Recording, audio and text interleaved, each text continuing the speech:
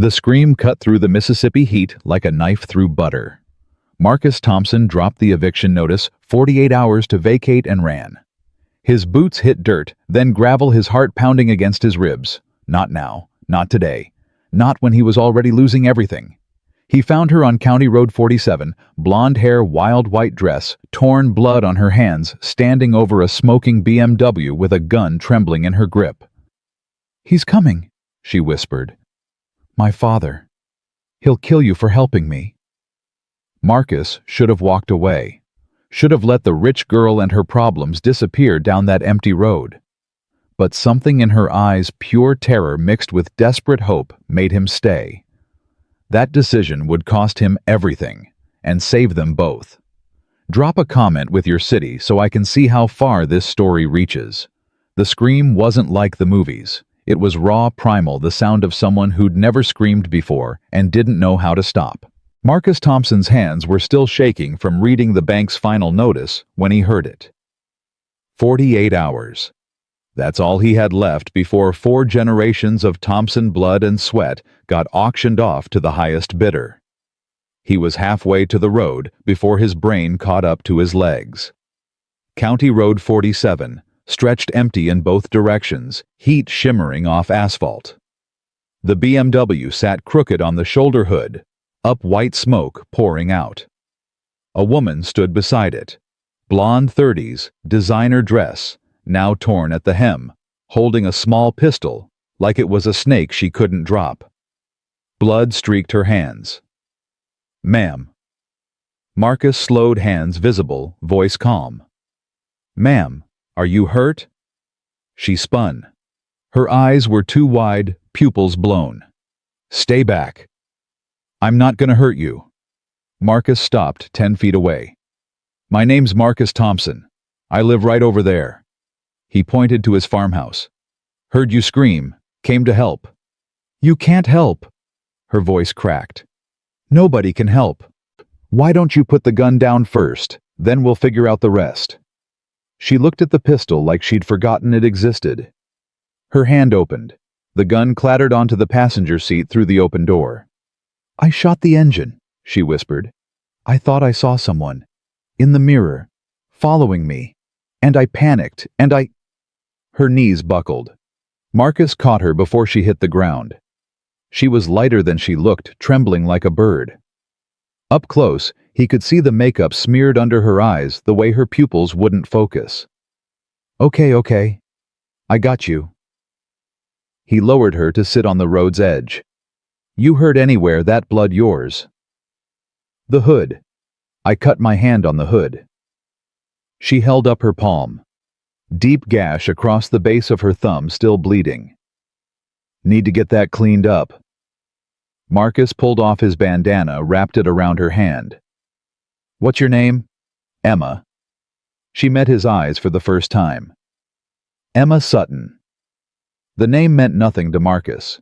Should it? "All right, Emma. Here's what's gonna happen. You're gonna come to my house. We're gonna clean that hand, and you're gonna tell me who's following you. That sound okay?" "You don't understand." "Don't need to understand to help."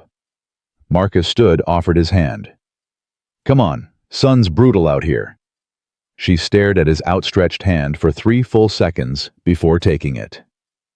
They walked in silence. Emma stumbled twice in her heels before Marcus stopped, looked at her feet, looked at the road ahead. "Those are gonna kill you before we get there." He knelt. "Step out of them. The road's hot. I'll carry the shoes. You walk on the grass edge." He pointed to the strip of cooler ground beside the gravel shoulder. Emma stepped out of her heels. Marcus picked them up, Louboutins he noticed, because Keisha used to browse those magazines and sigh. $1,500 if they were real. "You always run barefoot?" he asked as they started walking again. "First time running anywhere?" Emma's voice was steadier now. "I'm not very good at it."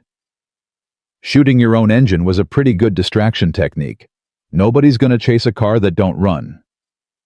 A surprised laugh burst out of her. "I didn't think of that." "Panic'll make you creative." Marcus shifted the shoes to his other hand. "So, Who's following you?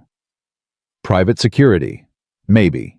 I don't know for sure, but my father... She stopped walking. God, you really don't know who I am, do you? Should I? Most people do? I'm not most people. Marcus gestured toward his farm. I'm a guy with 48 hours before the bank takes everything I own. Celebrity gossip ain't exactly top of my list. Emma's face did something complicated. Your farm. You're losing it. Yep. How much do you owe? That's a bold question from someone I met 5 minutes ago. I'm a bold person. She started walking again. When I'm not shooting engines and screaming. 47,000. The number tasted like ash. Might as well be 47 million for all the good it does me. That's nothing. Marcus stopped, turned, looked at her. Ma'am, I don't know what world you live in, but in mine, $47,000 is everything. Emma's face flushed red. I didn't mean I'm sorry. That was... insensitive. Yeah. Marcus started walking again. But you got bigger problems than saying dumb things. So let's focus on keeping you alive first. Then you can apologize for being rich. I'm not apologizing for being rich. Then what are you apologizing for? Emma was quiet for a moment. For forgetting what it's like to have nothing to lose.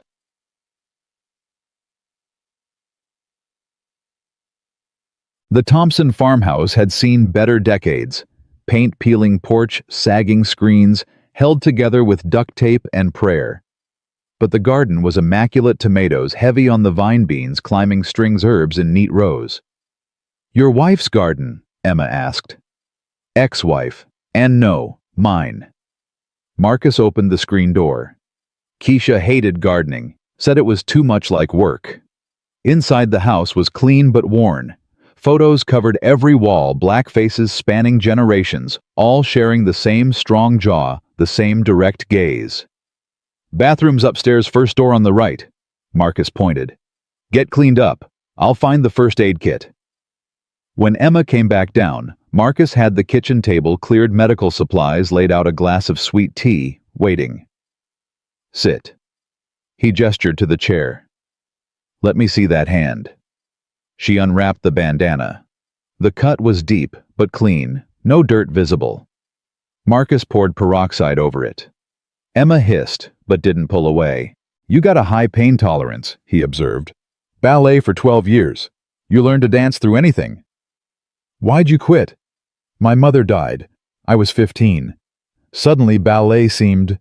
Emma's voice caught. Pointless. Marcus applied antibiotic ointment wrapped gauze carefully around her palm. My mama died when I was 17. Heart attack in the church choir. Died singing Amazing Grace. I'm sorry. She lived good, died doing what she loved.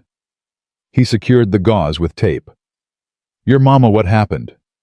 Breast cancer, stage 4 by the time they found it. Emma stared at her bandaged hand. My father threw money at every doctor, every treatment, every experimental drug. Didn't matter. She died anyway. Money can't buy everything. Try telling him that. Marcus sat back, studied her face. Your father, he's the one you're running from. Robert Sutton, you might have heard of him. Marcus had, everyone had. Sutton Technologies, defense contracts, artificial intelligence, surveillance systems. Billionaire. Maybe the 15th richest man in America. You're Robert Sutton's daughter, Marcus said slowly. And you shot your own car to get away from him. From the life he's planned for me. Emma's jaw tightened. 3 weeks from now, I'm supposed to marry Jeremy Ashford. Another tech CEO. Merger of dynasties. Except I've met him twice, and both times he talked to my father while shaking my hand. You don't love him. I don't even like him. But my trust fund, my mother's inheritance, it's all contingent on the marriage. If I refuse, I get nothing. She laughed bitterly. 35 years old, and I need my father's permission to live my own life. So you ran. Made it 40 miles before I self-destructed. Literally. Emma met his eyes. And now I'm sitting in a stranger's kitchen bleeding on his table with nowhere to go and no plan beyond drive until I hit the ocean. Marcus poured himself tea, took a long drink. Outside, cicadas screamed in the heat. Inside, the refrigerator hummed. Time moved thick and slow. "You hungry?" he asked finally. "Starving." "Can you cook?" "No." "Then you're about to learn." Marcus stood, opened the refrigerator. Lesson 1: fried chicken takes planning. Lucky for you, I got a bird thawing. Lesson 2: don't just watch, you're gonna do the work. Why? Because if you're gonna hide out here for a few days, you're gonna earn your keep. He set the chicken on the counter. "I don't have time for passengers. You work, you eat. You don't work, there's the road." Emma stood up. "I've never what worked time to start." Marcus handed her an apron. "Put that on, and take off those rings. You're about to get messy." For the next hour, Marcus taught Emma how to season chicken, how to heat oil to the right temperature, how to know when the crust was golden. She burned the first piece, undercooked the second. The third came out perfect. There. Marcus bit into it, nodded. "That's edible." "Edible? It's delicious." Emma's face was flushed from the heat, smiling for the first time since he'd found her. "I made that." "You did." Marcus started on the collard greens. "Now come learn vegetables, and don't overcook them like white people do." "I am white people." "Your mama was Chinese.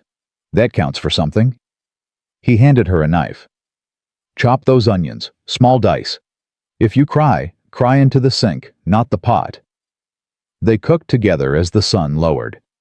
Emma asked questions about the farm, about his family, about what it meant to be the fourth-generation working land that almost broke you. Marcus answered between teaching her to make cornbread, how to season by taste instead of recipe, how to know when greens were done by their smell. "My mother used to cook," Emma said quietly, stirring the pot. "Before my father got rich. Before we had chefs and meal services and catered everything. She'd make these dumplings, pork and cabbage, and the whole house would smell like ginger and sesame oil. You remember the recipe?" "No, I was too young to pay attention." Emma's voice cracked. "And then she got sick, and by the time I was old enough to ask, she was too tired to teach me."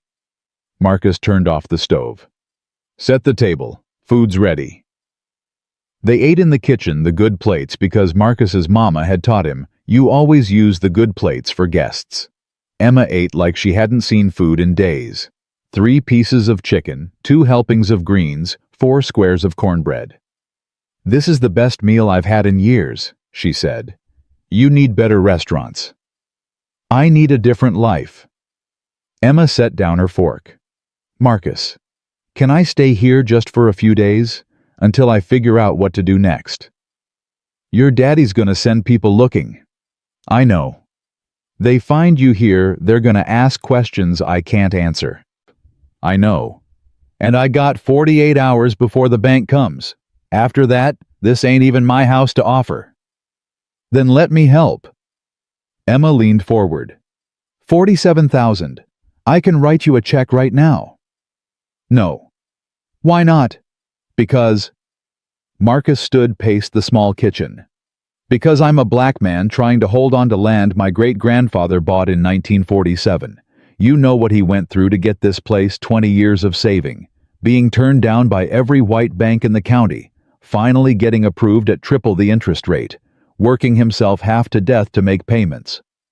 That's not fair." "Fair." Marcus's voice rose. "My granddaddy got audited by the IRS 3 times in 5 years, while Tom next door, white guy, same farm size, never got audited once.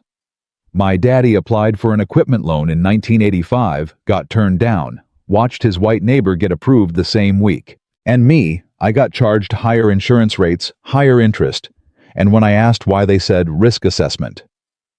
He stopped, breathing hard. "So yeah, I could take money from Robert Sutton's daughter. But then what everyone in this county's gonna say, Marcus Thompson couldn't make it on his own.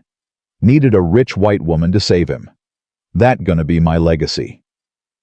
Emma stood too. My mother used to tell me a story about her grandmother in China during the famine. She was starving, and a neighbor offered her rice, but she was proud, said she'd rather die than take charity. You know what my great-great-grandmother told her? Marcus waited. She said, "Pride is a luxury. When you're drowning, you don't refuse the rope because you didn't tie it yourself." That's different. How? Emma's eyes flashed. Your great-grandfather fought for 20 years to buy this land, and you're gonna lose it in 48 hours because you're too proud to accept help that honor him or waste everything he built. The silence stretched tight as wire. It would be a loan, Marcus said finally. Legal documents, market rate interest, everything proper. Of course. And you work, every day. I'm not running a charity. I wouldn't expect you to. And when your father finds out, and he will, you're on your own. I'm not getting in the middle of a billionaire family drama. I understand. Marcus looked at her for a long moment. At this woman who'd stumbled into his life on his worst day, who'd learned to fry chicken with burns on her fingers, and didn't complain, who'd sat at his table like she belonged there. Why? He asked. Why would you do this? Emma's voice went soft. Because this morning I woke up in a hotel room, and I couldn't remember the last time someone asked what I wanted. Not what was best for the company. Not what my father expected. Just what I wanted. She met his eyes. And then I met you. And for 5 hours you treated me like a person. Not Robert Sutton's daughter. Not a trust fund. Just Emma. When's the last time someone did that for you? Saw you as just Marcus. Not Marcus the struggling farmer, or Marcus who needs saving, or Marcus who's black, so he must need help. Marcus couldn't answer. That's what I thought. Emma's smile was sad. So maybe we can help each other be just people for a little while, until we both figure out what comes next. People don't just give away $47,000. I'm not giving it away. I'm investing it. Emma pulled out her phone, cracked screen, low battery. In the first person who saw me in years. That seems like a smart investment. Marcus sat back down. His hands were shaking again, but this time not from fear. From something else. Something that felt dangerously close to hope. Okay, he said. Okay. But we do this right. Tomorrow morning, we go to the bank together. Legal loan documents, everything official, no shortcuts. Agreed. And you learn to work this farm, I mean really work, not just cook dinner and call it a day. I can do that. Can you? Marcus studied her face. You got blisters on your hands from washing dishes. This work is harder than anything you've done in your life. Good. Emma's jaw set. I want hard. I want real. I want to go to bed exhausted from working, not from pretending to be someone I'm not. You might regret saying that when I wake you at 4:30 to feed chickens. You have chickens. 23. You're about to become real familiar with them. A phone buzzed. Emma's face went white. She pulled it out, looked at the screen. It's him, she whispered. My father. 17 missed calls. You gonna answer? If I do, he'll trace the call. Track my location. Have people here within an hour. Then don't answer. He'll just send more people to find me. Let him send them. Marcus stood, started clearing dishes. This is private property. They can't come on my land without permission, and I don't give permission to folks I don't know. You do that, stand up to my father's security. I stood up to the bank for 3 years. I can stand up to some private cops. He rinsed a plate. But Emma, eventually you're gonna have to face him. Can't run forever. I know. She turned off her phone completely. But I can run for 48 more hours. By then, maybe I'll figure out what to say. Or maybe you'll learn to fry an egg without breaking the yolk. That'd be something. Emma laughed, surprised. Is everything a cooking lesson with you? Food's important. You can't fight battles on an empty stomach. Marcus handed her a dish towel. Dry those, then I'll show you where you're sleeping. They cleaned the kitchen together. Outside, the sun set fire to the cotton fields, turning white bowls golden. Cicadas sang their evening song. Somewhere in the distance, a dog barked. Marcus watched Emma dry dishes with her bandaged hand, her expensive dress stained with grease and flour, and thought about his mama's voice. "Baby, sometimes God sends you help in strange packages. Don't be too proud to open them." Maybe this was his strange package. A runaway heiress with no cooking skills and $47,000 she was willing to loan him. It wasn't how he'd imagined saving the farm. But then nothing about the last 3 years had gone how he'd imagined. "Come on," he said when the dishes were done. "I'll show you David's room. Fair warning, it's mostly Star Wars posters and dirty socks." "Who's David?" "My son, 16. Lives with his mama in Memphis." Marcus led her upstairs. "He comes summers. You'll meet him in a few weeks." "What's he like?" "Smart. Good kid. Wants to be an engineer." Marcus opened the door to David's room. "Hates farming. Says it's too much work for too little reward." "Is he wrong?" "No." Marcus pulled clean sheets from the closet. "But wrong doesn't mean it's not worth doing. You'll learn that once you've been here a few days." Emma took the sheets, started making the bed. "Marcus, thank you for helping me, for not asking more questions, for just being kind." "Don't thank me yet." Marcus leaned against the doorframe. "You haven't met the chickens. They're mean. Meaner than shooting your own car. Way meaner." After Emma settled in, Marcus stood on his front porch watching the stars come out. The eviction notice sat on the kitchen table. Tomorrow, he'd go to the bank with a woman he'd known for 8 hours and ask them to accept a check from a stranger. It was insane. It was desperate. It was everything his pride told him not to do. But his great-grandfather James hadn't been too proud to take that triple-interest loan. His grandfather Samuel hadn't been too proud to ask white neighbors for equipment when his own broke down. His father Robert hadn't been too proud to join the NAACP and fight for fair lending. Pride wasn't the legacy. Survival was. Holding on to the land no matter what it took, even if it meant accepting help from an heiress on the run. Marcus pulled out his phone, looked at the photo he kept as his wallpaper, David at 12 standing in the cotton field sun behind him, smiling that gap-toothed smile. "I'm gonna keep it, son," Marcus whispered to the picture. "Whatever it takes. I'm gonna keep our land." Inside the house, a light turned on in David's room. Emma's silhouette moved past the window, pacing probably. Worrying. Planning her next move. 2 people, 1 farm. 48 hours until everything changed. Marcus looked up at the stars, at the same sky his great-grandfather had looked up at, and his grandfather, and his father. "Mama," he said to the darkness, "I hope this is the right choice, because I sure as hell don't know what I'm doing." The cicadas sang louder, the stars burned cold and distant, and somewhere in the night, Robert Sutton's security team was getting closer. But tonight Marcus Thompson still owned his land, and tomorrow, if luck held and pride bent, he still would. That had to be enough. It had to be. Marcus woke at 4:15 to the sound of gravel crunching in his driveway. His hand found the baseball bat under his bed before his eyes fully opened. Through the window, headlights cut through the pre-dawn darkness. A black SUV engine idling, no one getting out. He pulled on jeans and moved downstairs, bat in hand. The kitchen clock read 4:17. Outside, a second vehicle pulled up behind the first. "Marcus!" Emma's voice came from the top of the stairs. She was wearing his old Memphis Tigers t-shirt, her hair wild from sleep. "What's happening?" "Stay upstairs." "Like hell." She came down barefoot, wrapping her arms around herself. "If they're here for me, we don't know who they're here for yet." Marcus moved to the window, peered through the curtain. 2 men in dark suits climbed out of the first SUV. Professional. Alert. Scanning the property like they were looking for threats. One of them spoke into a radio.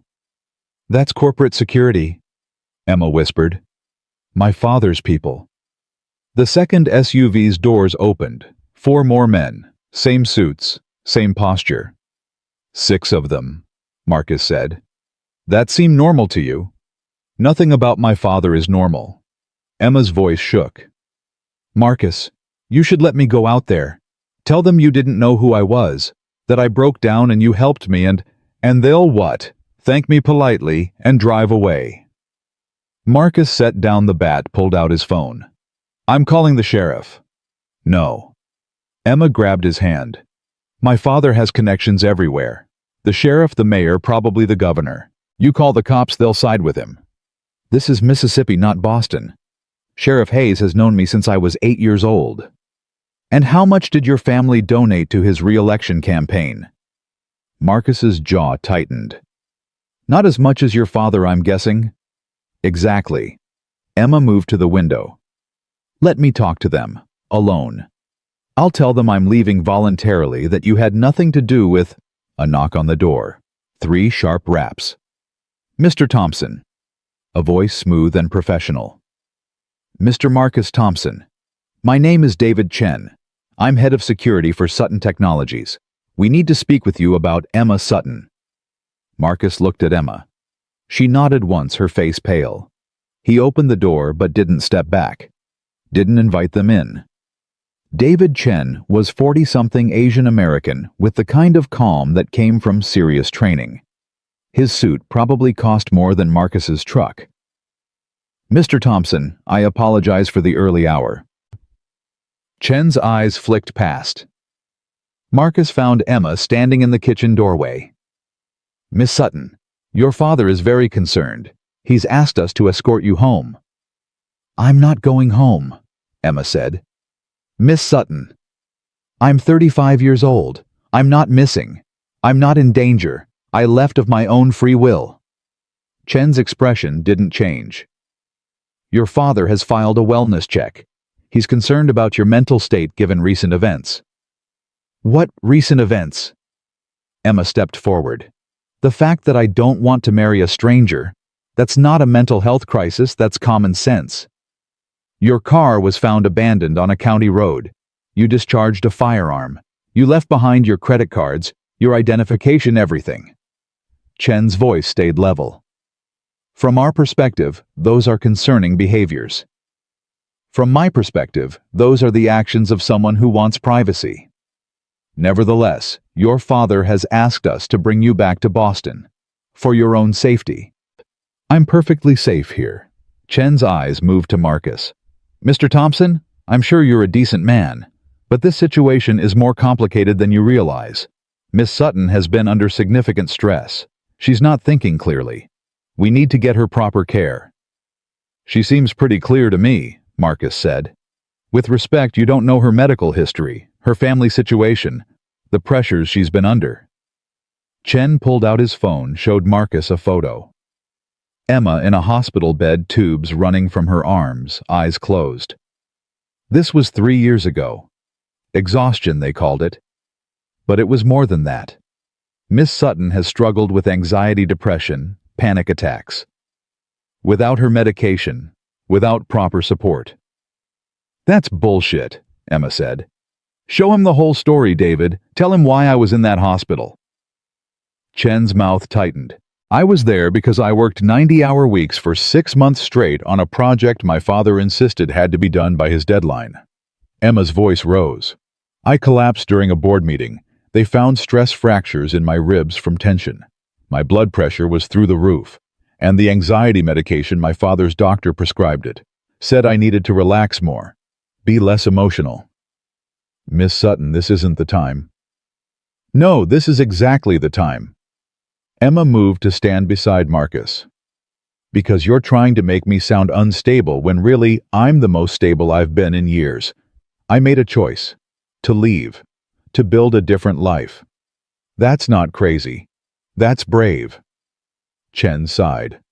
Miss Sutton, please. Don't make this difficult. Your father loves you. He only wants what's best. My father wants what's best for Sutton Technologies. There's a difference. 6 months, Chen said quietly. If you come back now, work with us, I can convince your father to postpone the wedding 6 months. Give you time to think, to prepare, to... I don't need 6 months to know I don't want to marry Jeremy Ashford. Emma crossed her arms. I need you to leave. I'm afraid I can't do that. Then you're trespassing.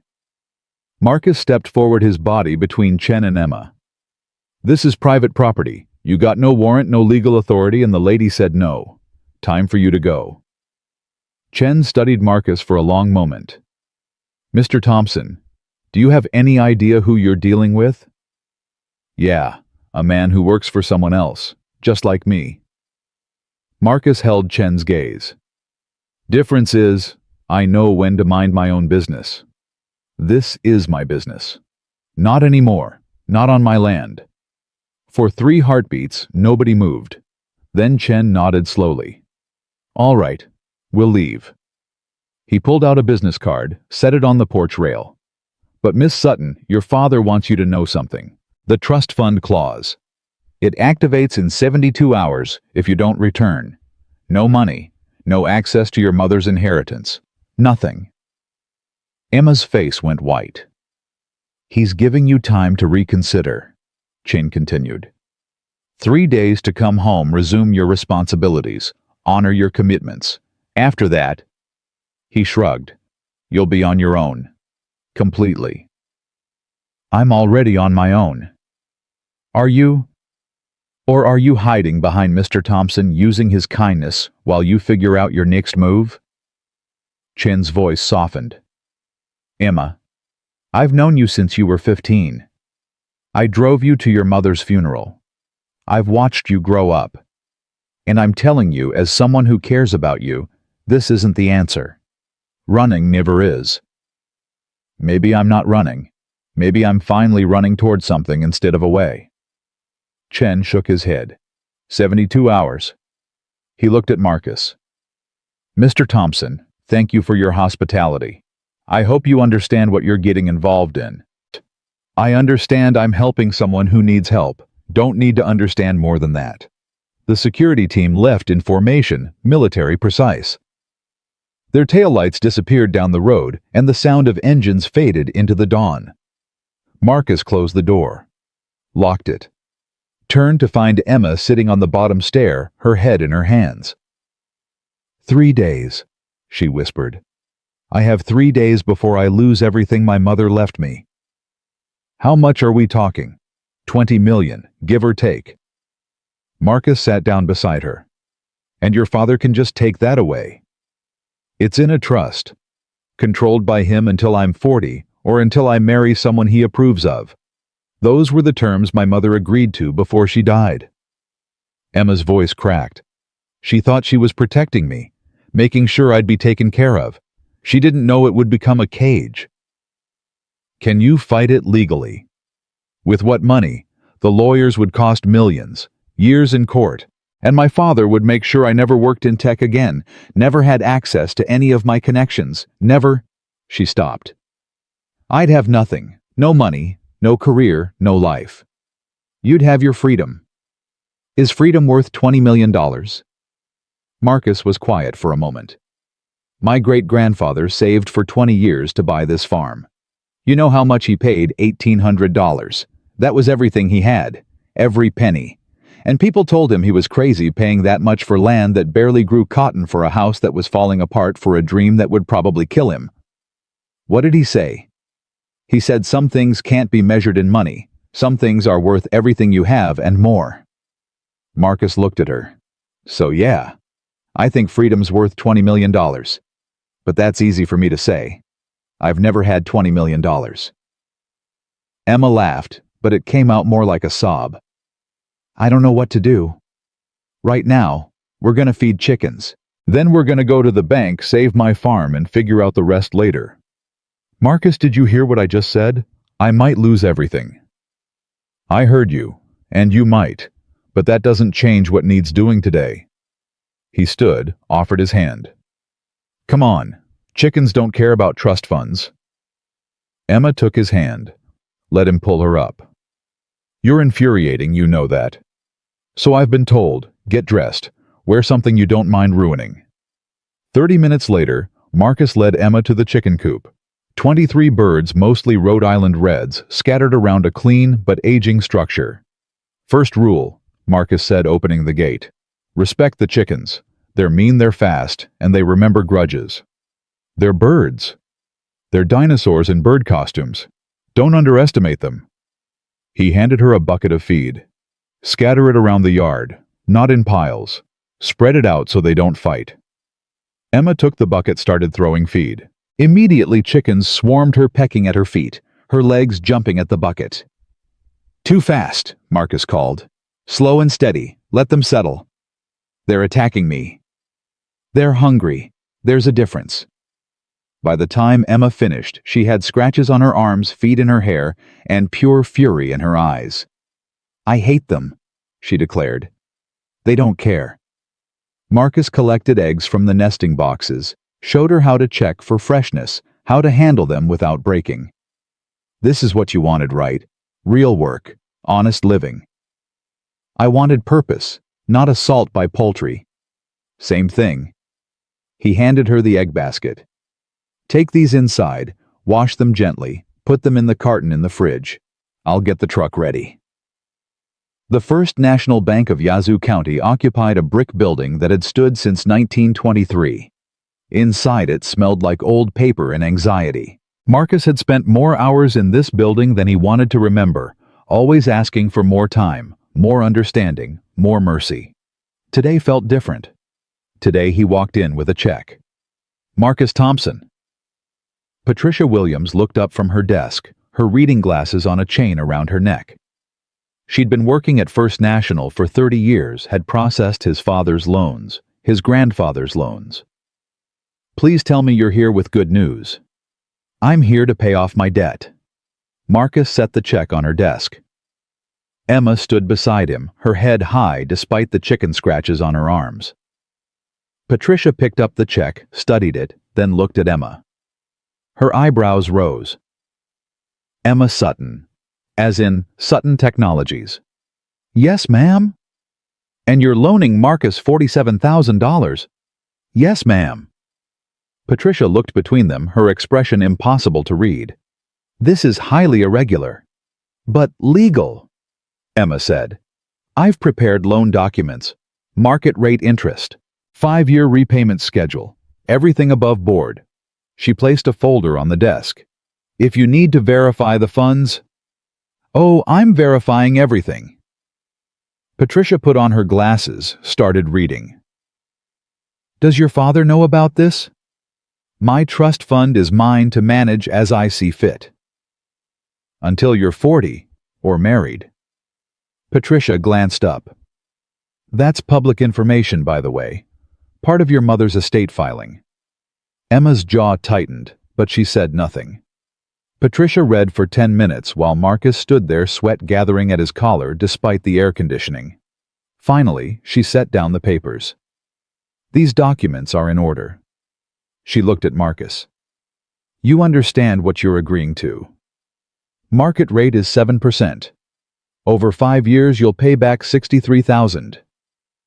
I understand. And if you default, Miss Sutton can claim the property. I won't default. Your father said the same thing. So did your grandfather. Patricia's voice softened. Marcus, this farm has been in your family for 77 years. Don't risk it on... She stopped, glanced at Emma. On uncertain arrangements. The only uncertain thing was whether I'd lose it to the bank. Marcus met her eyes. Now I got a fighting chance. That's more than I had yesterday. Patricia was quiet for a moment. Then she nodded. All right, I'll process this. The foreclosure notice will be withdrawn by end of business today. Marcus felt something unknot in his chest. Something that had been tight for 3 years. Thank you, Patricia. Don't thank me, thank her. Patricia looked at Emma. And Miss Sutton, I hope you know what you're doing. This town talks. By tomorrow, everyone will know Robert Sutton's daughter loaned money to Marcus Thompson. People will have questions. Let them question. They'll have opinions too, not all of them kind. I'm used to that. Patricia sighed, stamped the documents, entered information into her computer. You'll receive confirmation by email within the hour. Marcus, the property is yours, for now. They walked out into the Mississippi heat. Marcus made it to his truck before his legs started shaking. He leaned against the hood, breathing hard. You okay? Emma touched his arm. I just saved my farm. His voice came out rough. With money from a woman I met yesterday. That's not okay, that's insane. Insane is letting banks steal what your family built. People are gonna talk. You heard Patricia? By tomorrow, this whole county's gonna know your name. Good. Maybe my father will hear about it too. Maybe he'll realize I'm serious about building a different life. Marcus looked at her. You really think loaning me money is gonna change his mind about the wedding? No, but it'll prove I can make my own decisions, that I don't need his permission to live. Even if it costs you $20 million. Emma was quiet for a long moment. You know what the worst part about being rich is? Everyone assumes money is the most important thing. That I'd do anything to keep it. That without it, I'd be nothing. Wouldn't you? I don't know. That's what I'm trying to find out. She opened the truck door. Can we go home? I want to learn how to make biscuits. Home. She'd called his farm home. Marcus climbed into the truck, started the engine. Biscuits are harder than chicken. Everything is harder than I thought it would be. That mean you're giving up? That means I'm just getting started. Back at the farm, Marcus taught Emma how to make biscuits the way his grandmother had taught him. Flour, butter, buttermilk, salt. No measurements, just feel. Emma's first batch came out like hockey pucks. These are terrible, she declared, biting into one. Yep. You're supposed to be encouraging. I'm supposed to be honest. Try again. Marcus dumped the failed biscuits in the compost. Less working the dough. Biscuits like to be handled gentle. Her second batch was better. Flaky golden, almost right. Now we're cooking, Marcus said, slathering one with butter and honey. Literally. They ate lunch on the porch. Biscuits, leftover chicken, fresh tomatoes from the garden. Emma's phone buzzed 17 times. She turned it face down and ignored it. Your father, Marcus asked. Probably, or Jeremy, or my father's lawyers, or... She stopped. Do you ever just want to disappear?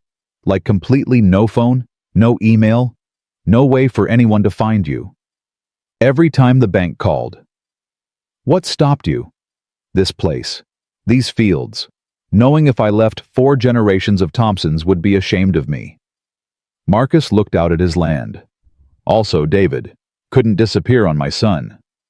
When's he coming for the summer? 2 weeks. He doesn't know about the foreclosure scare. Didn't want to worry him during finals. Are you going to tell him about me? Marcus hadn't thought about that.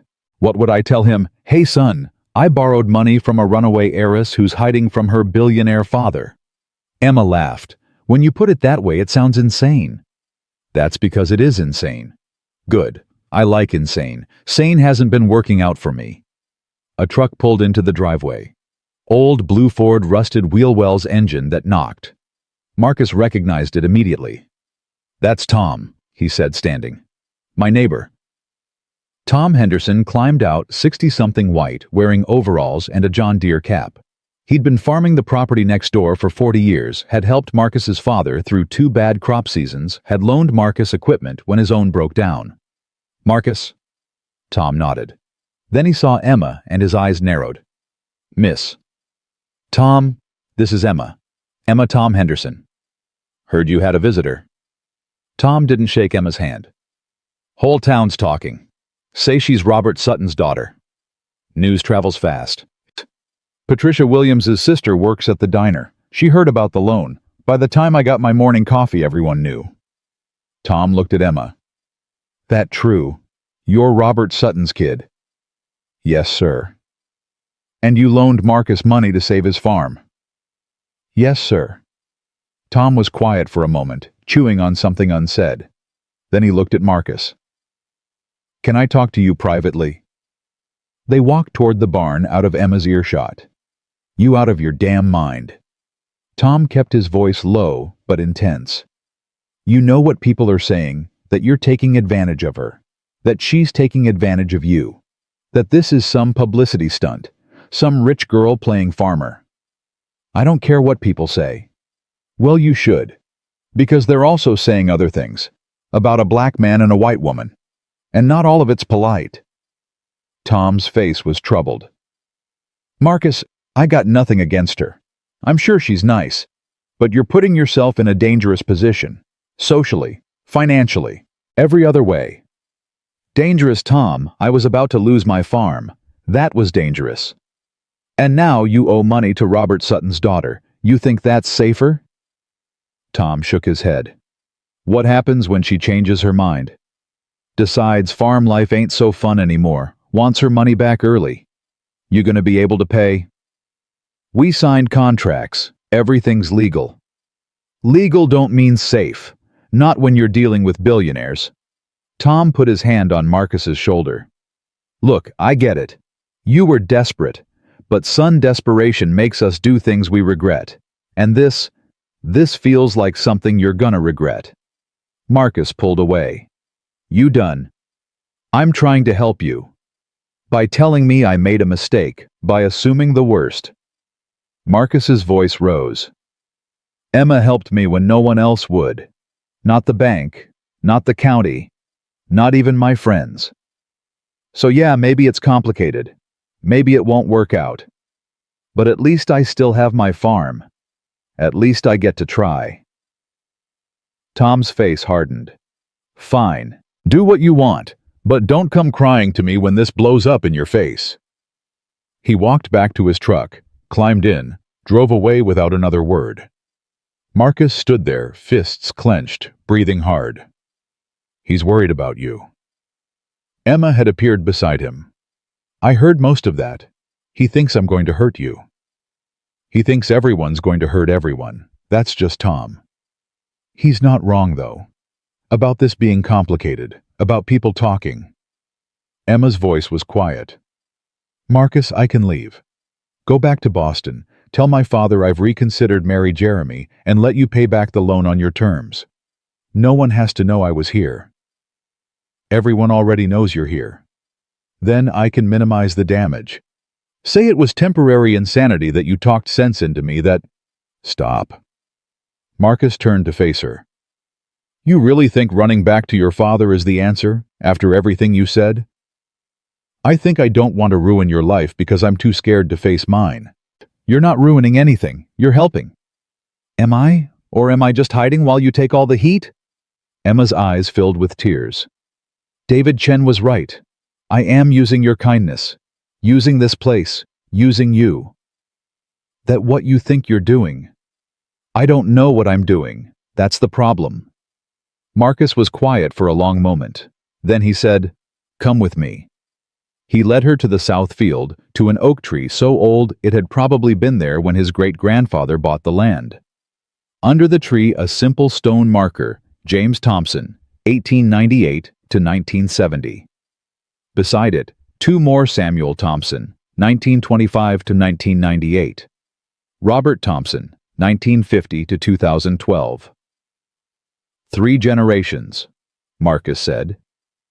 All buried here because this land meant everything to them, more than money, more than comfort, more than what anyone else thought. They had each other, though, family. You have David. I have... Emma stopped. I have nothing. You have a choice. That's more than nothing. A choice between money and freedom. That's not a choice. That's a punishment. Maybe, but it's yours to make.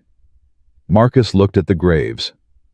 My great-grandfather could have given up when every bank turned him down. My grandfather could have sold out when the drought hit. My father could have walked away when the NAACP fights got dangerous. But they didn't. Because choosing the hard thing, the right thing, the thing that matters, that's what makes you free. Not money, not comfort, choice. Emma wiped her eyes. What if I choose wrong? Then you choose again. That's the beauty of freedom. You get to keep choosing. They stood under the oak tree, 3 graves between them and generations of Thompson courage. Marcus thought about his great-grandfather's hands stained with cotton and determination. Thought about his grandfather's voice singing in the fields. Thought about his father's face the day he'd told Marcus the farm would be his someday. "I'm gonna keep this land," Marcus said quietly. "Whatever it takes. However hard it gets. And Emma, if you stay, if you help me work it, if you build something here with me, that's your choice too. Not your father's, not mine, yours." Emma looked at him for a long moment. Then she nodded. "Okay," she said. "Okay, I'll stay. For now. Until I figure out what comes next. Fair enough?" "But Marcus, when this gets messy, and it will get messy, don't say I didn't warn you. I've been farming in Mississippi for 25 years. Messy's all I know." They walked back to the house as afternoon settled into evening. Emma's phone buzzed again. And again.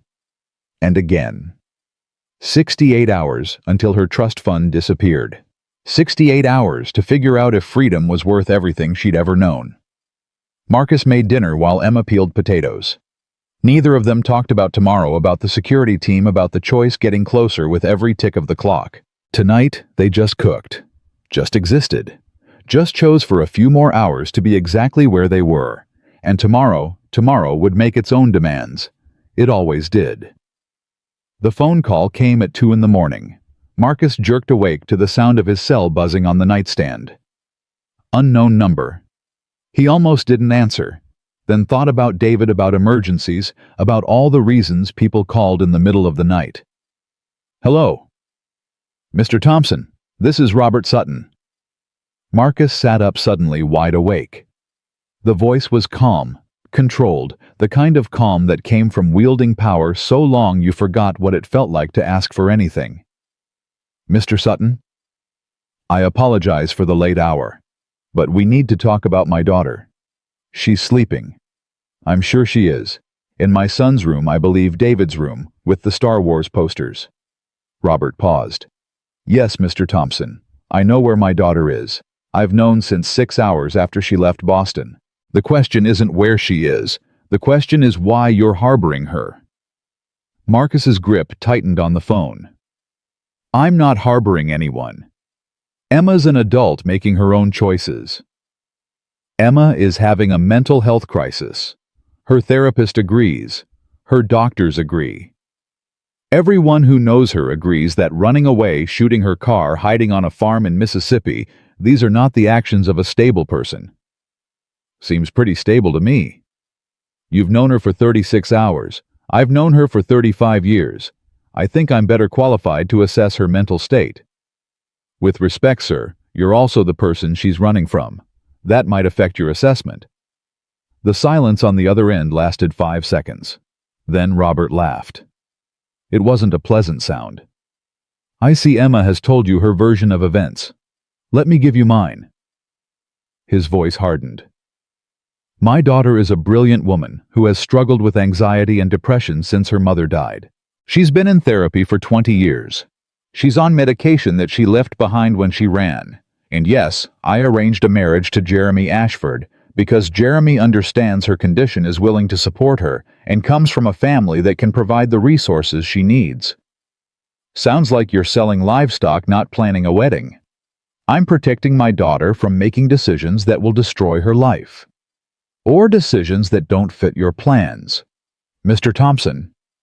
Robert's voice went cold. "I've done my research on you. 4th-generation farmer, divorced, behind on your mortgage until yesterday when my daughter inexplicably loaned you $47,000. Tell me, how long had you been planning this? Planning what? Don't insult my intelligence. A struggling black farmer, a vulnerable white woman with access to millions. The optics are convenient, aren't they?" Marcus was on his feet now, pacing his bedroom. "You think I'm running some kind of scam?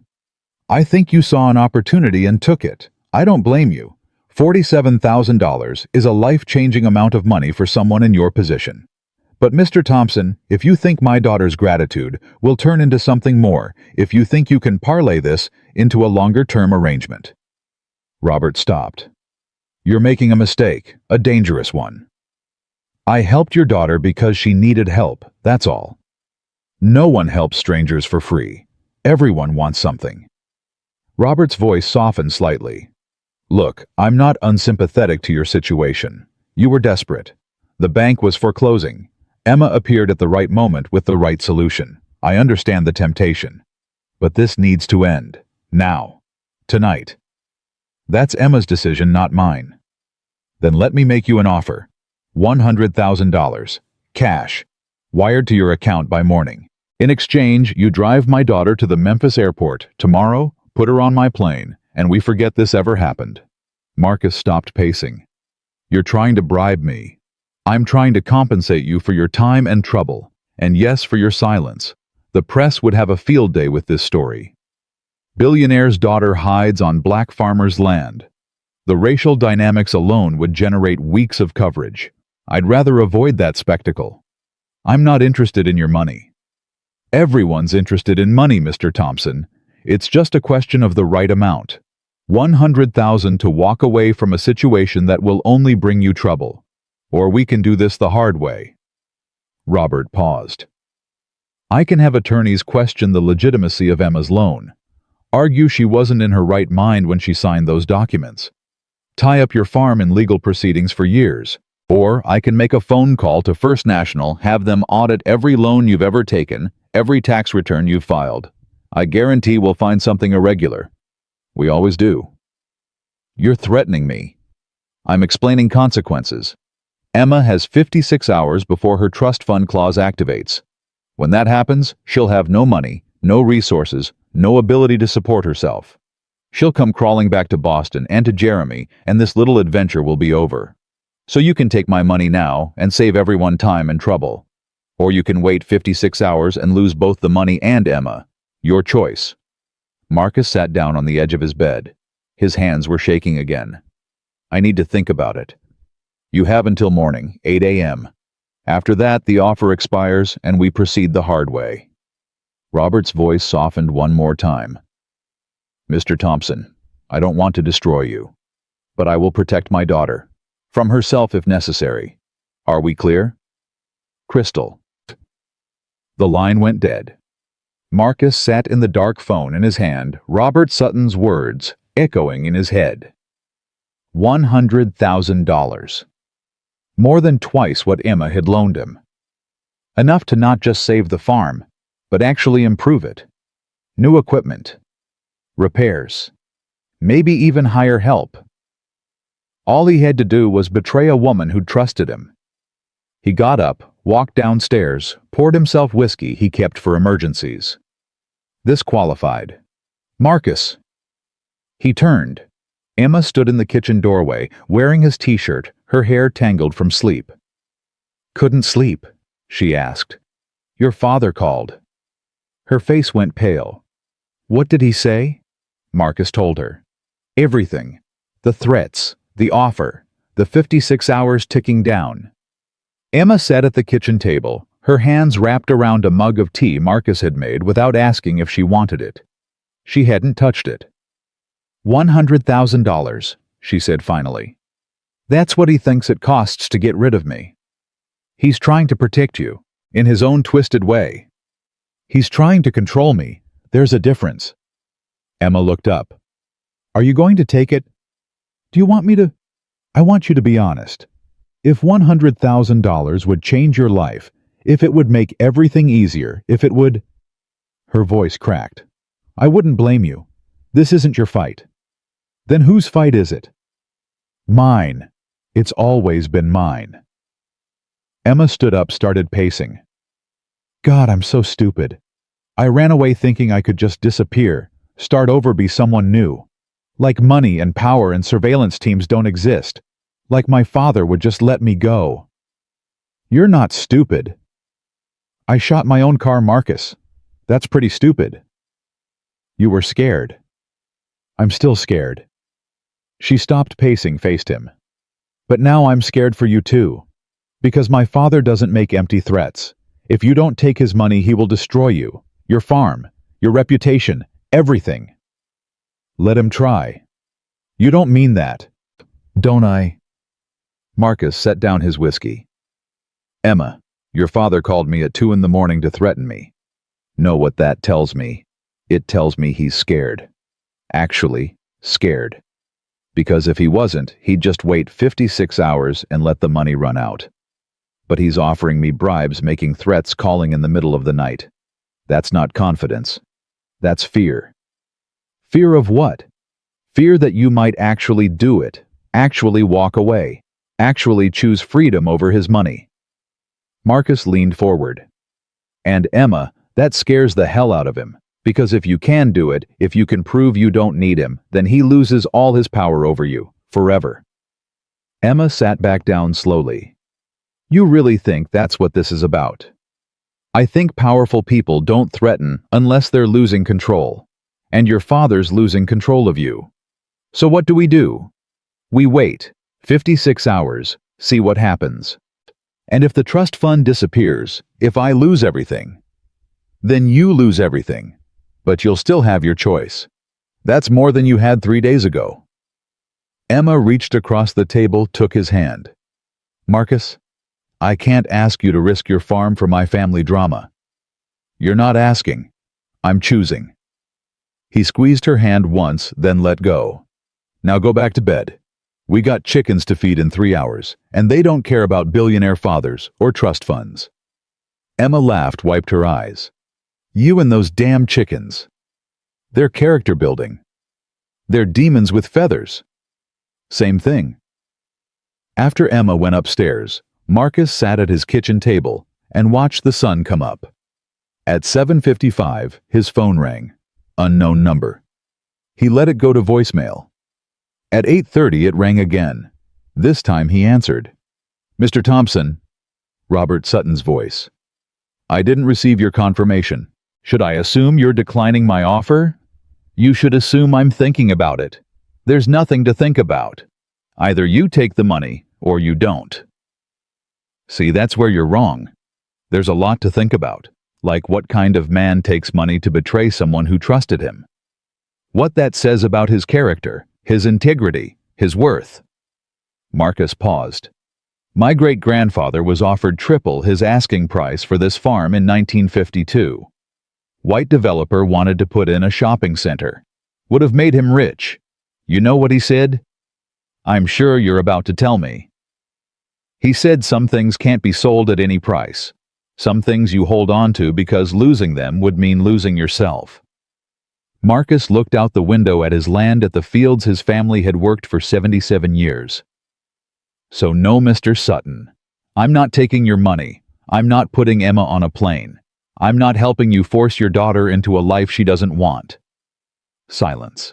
Then Robert said very quietly, You've made a serious mistake. Probably, but it's my mistake to make. We'll see how long your nobility lasts when the lawyers come, when the auditors show up, when every newspaper in Mississippi is running stories about the black farmer who took advantage of a mentally unstable white woman. You do what you gotta do, Mr. Sutton. So will I. Marcus hung up. His hands were shaking worse than before, but his mind was clear. He'd made his choice. Whatever came next, at least it would be honest. Emma appeared at the bottom of the stairs. I heard. Yeah. You told my father no. I did. Why? Because some things can't be sold at any price. Marcus stood up. Now come on. Those chickens are going to revolt if we don't feed them soon. They worked in silence that morning. Fed chickens collected eggs, weeded the garden. Emma's phone buzzed constantly. She turned it off after the 20th call. At noon, a car pulled up. Not a black SUV this time. A silver Mercedes. 2 people got out. A man in an expensive suit. A woman carrying a briefcase. Mr. Thompson. The man approached. I'm Richard Walsh, attorney for Sutton Technologies. This is Dr. Sarah Chen, a licensed psychiatrist. We need to speak with Emma Sutton regarding her mental health status. Marcus stepped between them and the house. Emma's not talking to anyone without her own lawyer present. Mr. Thompson, we're here to help. You're here to declare her mentally unfit so her father can force her back to Boston. I watch TV. I know how this works. Dr. Chen stepped forward. Mr. Thompson, I've been Emma's therapist for 3 years. I know her medical history. I know her struggles. And I'm genuinely concerned that she's experiencing a dissociative episode that requires professional intervention. She seems pretty present to me. Dissociation can be subtle. The patient often doesn't realize they're in crisis. Dr. Chen's voice was gentle but firm.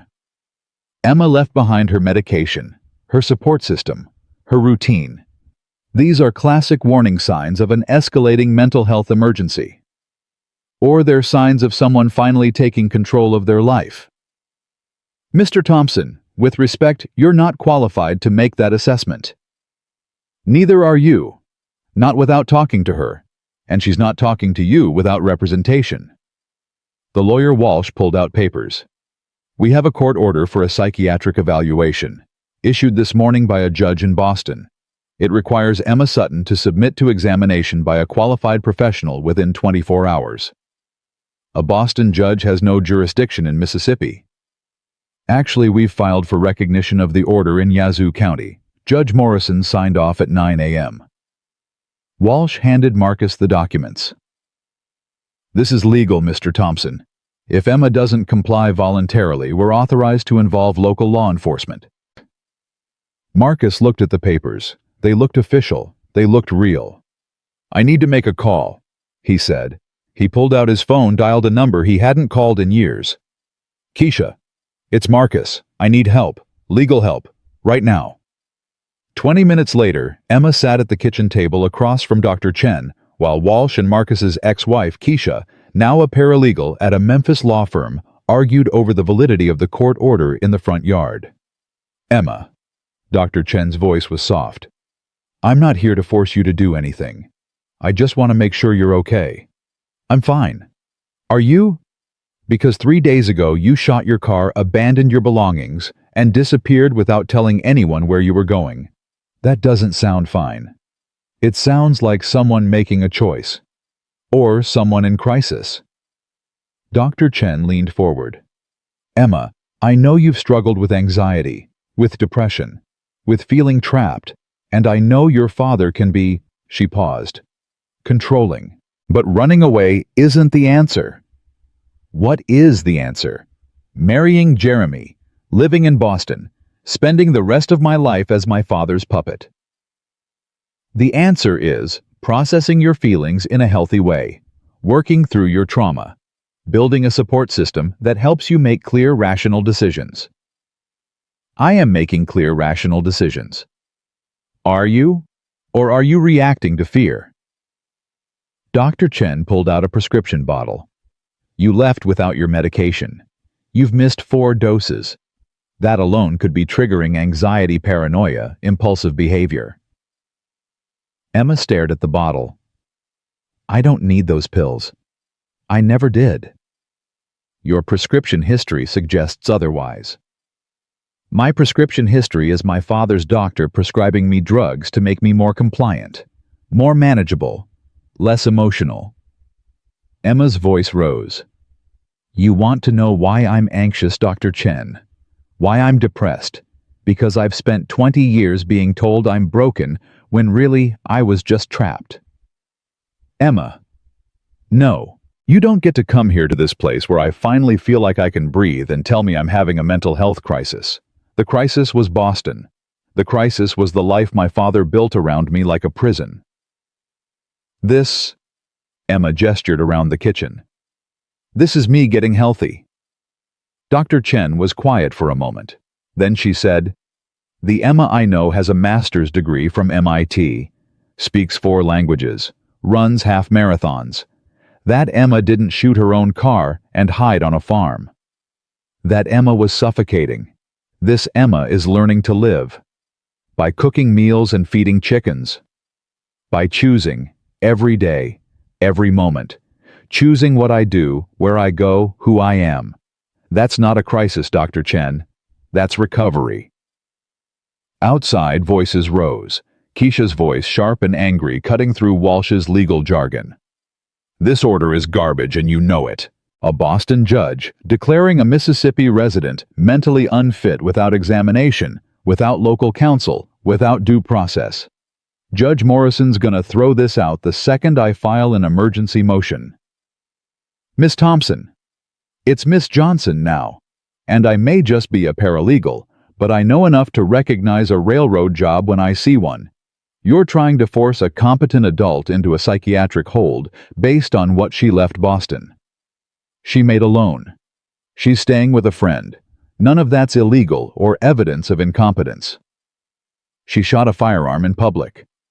At her own vehicle, on a deserted road, no injuries, no property damage except to her own car. That's not a crime in Mississippi, Mr. Walsh. That's target practice. Marcus couldn't help smiling. Keisha had always been fierce. It's what he'd loved about her back when love was enough. Walsh's face reddened. We're trying to help Emma before she does something truly dangerous. You're trying to help Robert Sutton maintain control over his daughter's trust fund. Don't insult my intelligence. Keisha pulled out her phone. I'm calling Judge Morrison right now. We'll see how fast this order gets dissolved. Walsh and Dr. Chen left 10 minutes later, their court order in tatters, their psychiatric evaluation refused.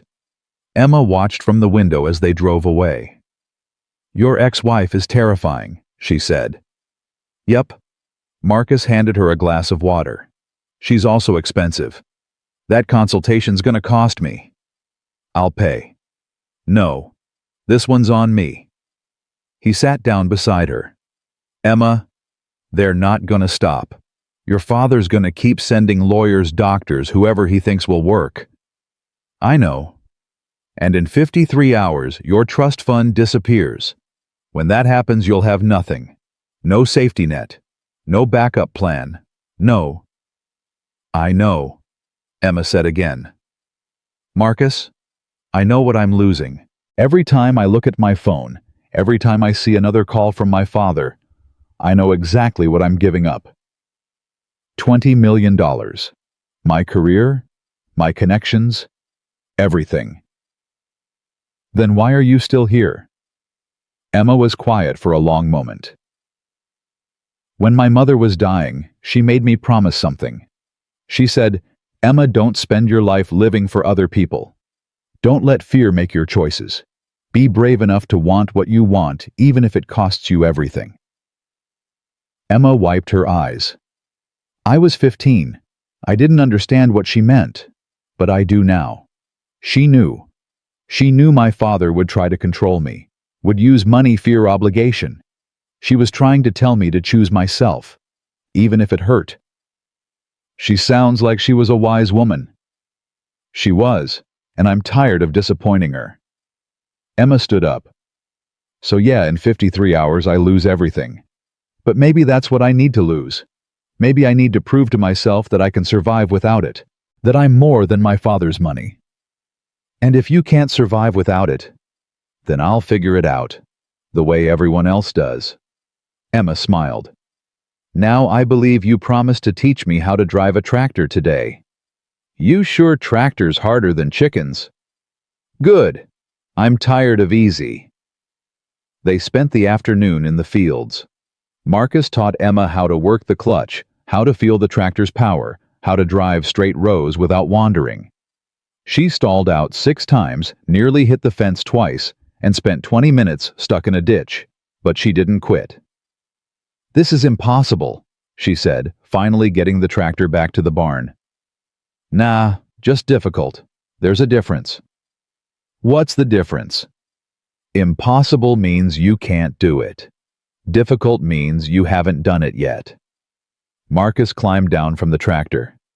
You're gonna try again tomorrow, and the next day, and the day after that, until it's not difficult anymore. Why, I'm never gonna be a farmer. Maybe not, but you're gonna be someone who doesn't quit when things get hard. That's worth more than farming. That night they made dinner together. Emma's biscuits were almost perfect. Her chicken was golden and crispy. She'd stopped apologizing every time something went wrong and started just fixing it. Progress. After dinner, Emma's phone rang. She looked at the screen, her face going pale. It's Jeremy, she said. The man I'm supposed to marry. You gonna answer? Emma stared at the phone for 3 more rings. Then she answered. Hello, Jeremy. Marcus stepped outside to give her privacy, but he could hear her voice through the screen door. No, I'm not having a breakdown. Yes, I know about the court order. Jeremy, listen to me. A pause. No, I don't need you to rescue me. I need you to leave me alone. Another pause longer. Because I don't love you. I don't even like you. And I'm not going to spend the rest of my life pretending otherwise, just because our fathers want a merger. Marcus heard something break in Emma's voice. You're a good person, Jeremy. You deserve someone who actually wants to marry you. But that's not me. It's never been me. Silence. I'm sorry your father's upset. I'm sorry my father's upset. But I'm not sorry about my choice. Goodbye, Jeremy. She ended the call. Marcus gave her 5 minutes, then went back inside. Emma was sitting at the table, crying, her phone face down in front of her. You okay? He asked. No, but I will be. She wiped her eyes. Jeremy said he'd give me the money, the 20 million. Said he doesn't want me to lose everything because of my father's control issues. That's generous. It's pity and obligation. And him being a fundamentally decent person stuck in the same system I am. Emma picked up her phone, turned it over. I told him no. Said I had to do this on my own. Even though it would solve all your problems, it would solve my money problems, but it wouldn't solve me. Emma looked up at him. Does that make sense? More sense than you'd think. Marcus sat down across from her. You got 52 hours left. You gonna make it? I don't know. Ask me in 52 hours. Fair enough. He stood up. Now come on. I'm teaching you to make cornbread from scratch. No recipe, just feel. Marcus, I just turned down $20 million and ended my engagement. Can we skip the cooking lesson? Nope. Because feeling dough teach you more about yourself than any amount of money ever will. Emma stared at him. Then she laughed, the sound breaking through her tears like sun through clouds. You're insane. So I've been told. Now wash your hands. We're making cornbread. They cooked until midnight. Emma's cornbread came out perfect. Golden, crumbly, exactly right. She ate 3 pieces, covering each one with butter and honey, tasting her own work, her own choice, her own life. And outside, the clock kept ticking. 51 hours. 50 hours. 49. Counting down to freedom or disaster. Nobody knew which yet. Not even Emma. The reporter showed up at dawn 24 hours before Emma's trust fund disappeared forever. Marcus heard the car door slam and looked out to see a woman in her 40s, camera crew behind her microphone, all ready in hand. Local news van, Channel 7 Jackson. Mr. Thompson. She was walking toward the porch before he could stop her. Diane Foster, Channel 7 News. We'd love to talk to you about Emma Sutton. Is it true she's been living here for the past week? No comment. Marcus stepped outside, pulled the door shut behind him. And you're on private property. We're just looking for her side of the story. Robert Sutton has made some serious allegations. That his daughter is mentally unstable, that she's being manipulated. I said no comment. Is she inside right now? Can we speak with her? You can leave. That's what you can do. The cameraman was already filming. Marcus could see the red light blinking. Mr. Thompson, people are calling you a hero, a simple farmer who helped a woman in distress. Others are saying you're taking advantage of a vulnerable heiress. Which is it? I'm saying get off my property before I call the sheriff. We spoke with your neighbor, Tom Henderson. He said Emma Sutton loaned you $47,000 just days after meeting you. Some people might call that suspicious timing. Marcus took a step forward. The cameraman stepped back. Tom should mind his own business. So should you. The public has a right to know. The public has a right to leave people alone. Marcus pulled out his phone. I'm calling Sheriff Hayes now. You got about 3 minutes before he gets here, and Travis doesn't like reporters on private land without permission. Diane Foster held up her hands. All right, we're going. But Mr. Thompson, this story isn't going away. Robert Sutton is giving interviews. Jeremy Ashford released a statement. Emma's therapist spoke to the press. The only person not talking is Emma herself. Don't you think people deserve to hear her voice? I think Emma deserves privacy. Now leave. They left, but Marcus knew they'd be back. And they wouldn't be the last. Inside, Emma sat at the kitchen table, her laptop open, her face pale.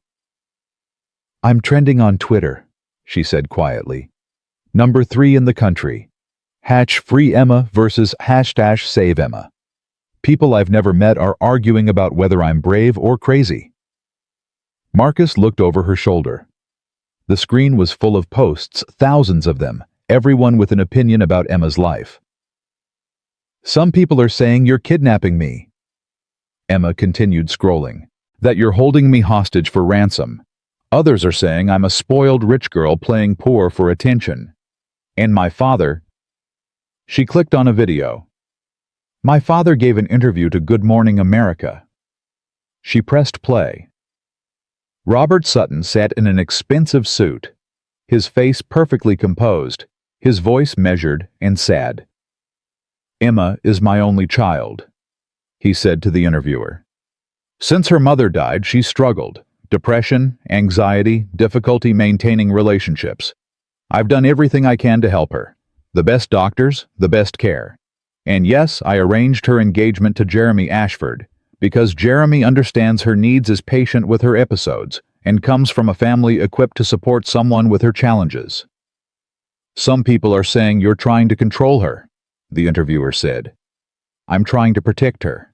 From herself if necessary. Robert's voice broke slightly. 3 weeks ago, Emma stopped taking her medication, started talking about running away, starting over. Her therapist warned me she was becoming unstable, and then she disappeared. Shot her car, abandoned her belongings, and is now staying with a man she met on the side of the road. He looked directly at the camera. If you're watching this, sweetheart, please come home. We can get you help. Real help. You don't have to do this alone. Emma closed the laptop. He's good, she said. Concerned father worried about his mentally ill daughter. He's positioned himself perfectly. If I stay, I'm crazy. If I go back, he wins. What do you want to do? I want to set the laptop on fire and never look at social media again. Emma pushed away from the table. But that won't solve anything. Then what will? I don't know, that's the problem. I thought running away would give me clarity. Instead, it's given me a media circus and 23 hours until I'm broke. She laughed, but it sounded hollow. Maybe my father's right. Maybe I am having a breakdown. You're not. How do you know? You're not a psychiatrist. I know because crazy people don't question whether they're crazy. They don't learn to make biscuits and drive tractors and work through their fear. They just run. Marcus sat down across from her. You're not running, Emma. You're standing still for the first time in your life. That's not crazy. That's brave. Brave would be calling a press conference, telling my side, facing my father directly instead of hiding on your farm. Who says you're hiding? Emma met his eyes. Aren't I? Marcus was quiet for a moment. Then he stood up. Come on. Where? You'll see. He drove her to town to the Yazoo County Courthouse. Saturday morning, the square was busy with farmers, market vendors, families shopping, people living their normal lives. Why are we here? Emma asked. Because you need to see something. Marcus parked the truck, led her to the steps of the courthouse. My granddaddy was arrested here in 1963, protesting segregation. They took him in through those doors, beat him in a cell, downstairs charged him with disturbing the peace. He spent 3 days in jail. Marcus. He could have stayed quiet, could have accepted things the way they were. But he stood on these steps with 50 other black farmers and demanded to be treated like human beings. And you know what happened? What? They spit on him, called him every name you can imagine, threatened to burn his farm, kill his family. The newspaper ran an editorial calling him an agitator and a troublemaker. Half the white people in the county refused to do business with him. Marcus looked at the courthouse. But he didn't back down, didn't hide, didn't apologize for standing up for what was right. What are you saying? I'm saying hiding doesn't keep you safe, it just keeps you small. Marcus turned to her. You want clarity. Stop hiding. Tell your story. Let people see you really see you and trust that the truth is stronger than your father's version of it. What if they don't believe me? Some won't. Some will think you're crazy, spoiled, attention-seeking everything your father said. But some will see the truth. And Emma. The ones who see the truth are the only ones who matter. Emma looked at the courthouse steps, at the town square, at people going about their lives. Then she pulled out her phone. Okay, she said. Okay, I'll do it. Do what? Tell my story, all of it. No filters, no lawyers, no PR team, just me. She opened her phone, went to her social media. I'm going live, right now, right here. Emma, are you sure? No, but I'm doing it anyway. She hit the button. Here goes nothing.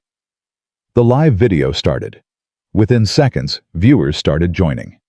Hundreds, then thousands, then tens of thousands. Emma took a deep breath. Hi, I'm Emma Sutton. You don't know me, but you probably know my father, Robert Sutton. And if you've been following the news, you know he's worried about me. Says I'm having a mental health crisis. Says I'm unstable, unmedicated, making poor decisions. She paused. He's right about one thing. I did stop taking my medication. Want to know why? Because I don't need it. I never did. My father's doctor prescribed me anti-anxiety medication when I was 16, right after my mother died. Said I was too emotional, too difficult. The pills made me compliant, manageable, quiet. And for 20 years I took them because everyone told me I needed them. My father, my doctors, my therapist. Everyone except me. The viewer count climbed past 50,000. 3 weeks ago, I found out my father had been monitoring my phone, my email, my location for years. Every text I sent, every call I made, every place I went, he knew about it. When I confronted him, he said it was for my own good, that I needed protection from people who might take advantage of me. But really, he needed protection from me, making choices he couldn't control. Emma's voice steadied. So, yeah, I ran. Got in my car, drove until I couldn't drive anymore, and ended up on a county road in Mississippi with a broken car and no plan. And then I met Marcus Thompson, a farmer who helped me without asking for anything in return, who taught me to cook and work and stand on my own feet, who loaned me space to figure out who I am when I'm not being Robert Sutton's daughter. Emma. Marcus tried to interrupt, but she shook her head. People are saying Marcus is taking advantage of me, that I'm being manipulated. But here's the truth. I loaned Marcus money to save his farm because I wanted to. Because helping him made me feel useful for the first time in years. Not as an heiress, not as a business asset, but as a person who could make a real difference in someone's life. She looked at Marcus. He's not taking advantage of me. He's showing me what it means to live with integrity, to work hard, to choose yourself even when it costs everything. The viewer count hit 100,000. In 23 hours, my trust fund disappears. My father set it up that way. If I don't marry Jeremy Ashford, if I don't come home, if I don't submit to his control, I lose $20 million, and you know what, I'm going to let it go. Because money isn't worth my soul. It's not worth living a lie. It's not worth spending the rest of my life as someone else's puppet. Emma's hands were shaking, but her voice didn't waver. My mother died when I was 15. The last thing she told me was to be brave, to choose myself, to not let fear make my decisions. I'm 20 years late, Mom, but I'm finally listening. Tears ran down her face. So, Dad, if you're watching, I love you. I know you think you're protecting me, but you're not. You're suffocating me, and I can't breathe anymore. I need you to let me go. Let me make my own mistakes, live my own life, be my own person. Even if that means I fail. Even if that means I lose everything. Because at least it'll be my failure. My life. My choice. She wiped her eyes. To everyone else watching, I'm not asking for your support or your sympathy.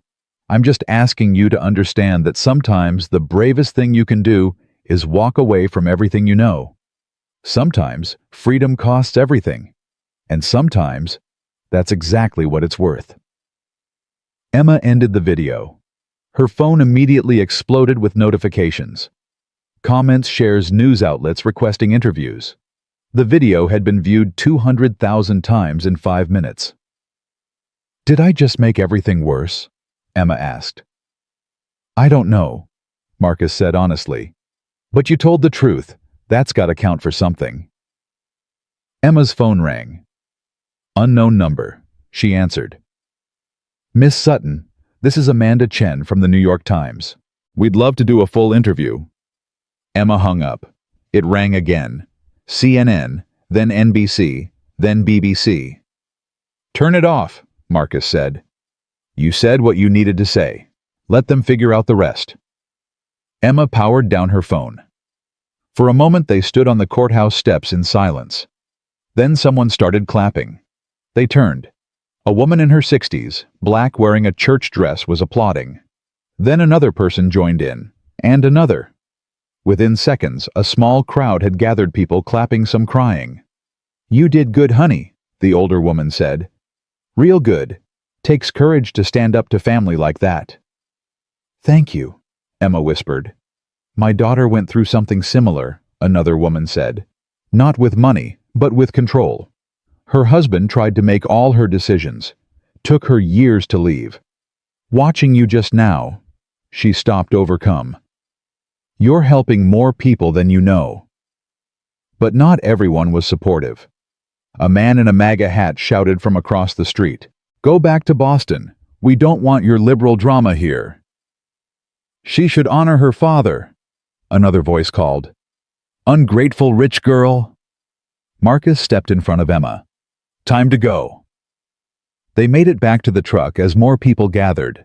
Some supportive, some angry. Everyone with an opinion. Marcus drove away quickly, checking the rearview mirror constantly. That was intense, Emma said. Yeah. Do you think I did the right thing? I think you did the honest thing. That's all anyone can do. Back at the farm, Marcus's phone was ringing. Keisha. Have you lost your damn mind? She said when he answered. Emma just went viral. Every news outlet in the country is trying to find you. I've already had 3 reporters call me asking about your relationship with her. We don't have a relationship. I'm helping her. Marcus, I saw that video, the way she looked at you when she talked about you. That's not just gratitude. Keisha's voice softened. I'm not judging, but you need to be careful. This is getting complicated. It's been complicated since day one. No, this is different. Before it was private. Now it's public. Now everyone's watching, everyone's got opinions, and everyone's waiting to see what happens next. Keisha paused. David called me. He saw the video. He's asking questions. Marcus's stomach dropped. What did you tell him? That you're helping someone who needs help, same as you've always done. But Marcus? He's 16. He's seeing his father on the news with a white woman, seeing people call you everything from a hero to a predator. You need to talk to him, soon. I will. And Marcus, whatever you're feeling for Emma, I'm not feeling anything. I'm just, don't lie to me. I was married to you for 15 years. I know your voice when you care about someone. Keisha's tone wasn't angry, just sad. Just be careful, for your sake and hers. After the call ended, Marcus found Emma in the garden pulling weeds with her bandaged hand, her face streaked with dirt and tears. My father's lawyers called, she said without looking up. They're filing an emergency injunction, trying to freeze my trust fund access until I undergo psychiatric evaluation. They're using my video as evidence of unstable behavior. Can they do that? They can try. Keisha's fighting it, but... Emma sat back on her heels. Marcus, I'm making everything worse for you. The reporters, the attention, the legal battles. You should ask me to leave. Is that what you want? I want to stop dragging you into my mess. Too late for that. I'm already in it. Marcus knelt beside her in the dirt. Emma, when my marriage fell apart, I thought it was because I failed. Because I couldn't give Keisha what she needed. Because I chose this farm over her happiness. Took me years to realize I didn't fail. We just wanted different things, and that's okay. What's your point? My point is, people are gonna think what they think. About you, about me, about us. We can't control that. We can only control what we know is true. He pulled a weed, tossed it aside. And the truth is, you helped me save my farm. I helped you find your courage. That's not a mess. That's mutual aid. That's what people are supposed to do for each other. Even when it costs them everything. Especially then. Emma looked at him for a long moment. Then she said something that changed everything. I think I'm falling in love with you. Marcus froze. I know I shouldn't be. Emma continued quickly. I know the timing's terrible, and the situation's impossible, and I'm probably just transferring my gratitude into feelings that aren't real. But Marcus, when I'm with you, I feel seen. Really seen. Not as an asset or a problem or a diagnosis. Just as me. She wiped her eyes. And I don't know what to do with that. Marcus sat back in the dirt, his mind racing. Emma, you don't have to say anything. I just needed you to know, because in 22 hours I lose everything. And if I'm going to be honest about the rest of my life, I need to be honest about this too. Emma, listen to me. Marcus turned to face her fully. You're in crisis. You're running from your father, fighting for your freedom, dealing with lawyers and reporters, and your entire life falling apart. That's not the time to figure out feelings. I know. And I'm 45 years old, divorced, struggling farmer. I got nothing to offer you except work and worry, and a farm that's barely surviving. I know that too. Then you know this we can't. Marcus stopped. What are you really asking here? I'm asking if you feel it too. This thing between us. Or if I'm alone in it. Marcus was quiet for a long time. Then he said, I feel something, but I don't know what it is. Could be connection. Could be gratitude. Could be two lonely people finding comfort in each other during a hard time. He met her eyes. Or it could be the start of something real. But Emma, we can't know that now. Not in the middle of all this chaos. So what do? We focus on getting you through the next 22 hours. Getting you free from your father's control. Getting you stable and safe and sure of who you are. Marcus stood up, offered his hand. And then if we still feel this thing, we can figure out what it means. Emma took his hand, let him pull her up. And if we don't, then we gave each other exactly what we needed when we needed it. That's enough. Is it? Has to be.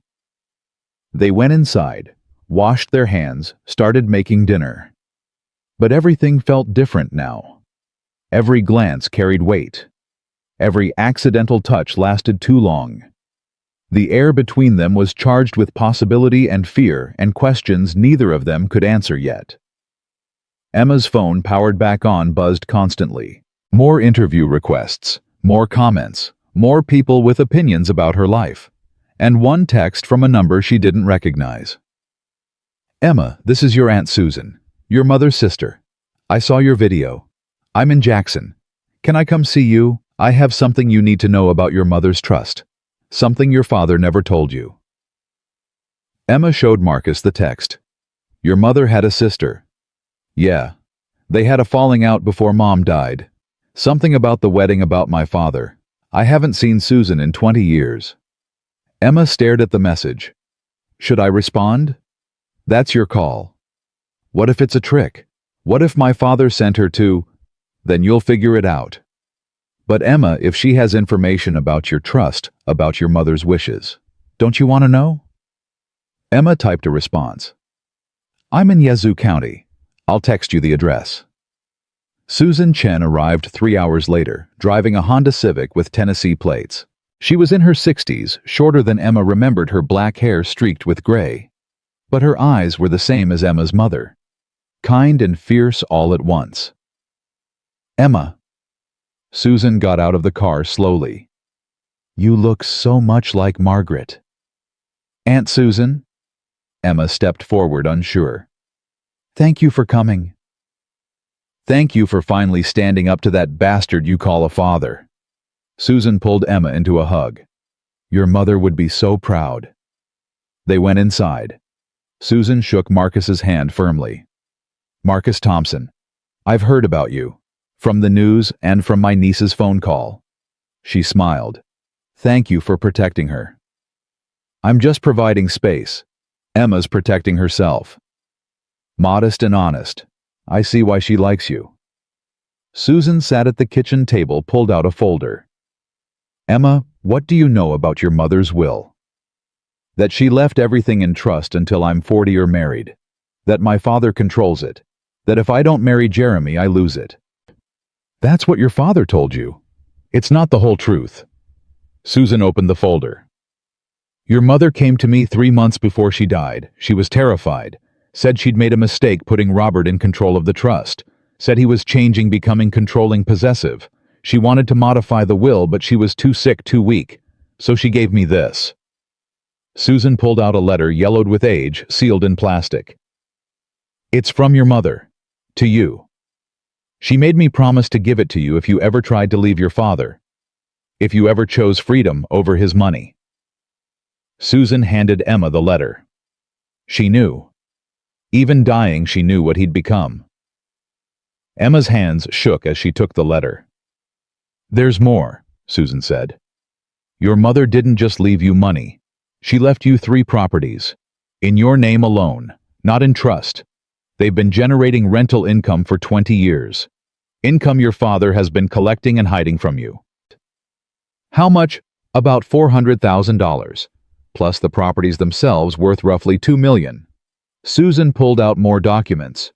"Your mother did this specifically so you'd have options. So if you ever needed to escape, you'd have resources he couldn't control." Emma stared at the papers, tears streaming down her face. "My mother, she planned for this. She loved you more than anything, and she was terrified of leaving you alone with Robert. This was her way of protecting you from beyond the grave." Susan squeezed Emma's hand. "You don't need his 20 million, Emma. You never did. Your mother made sure of that."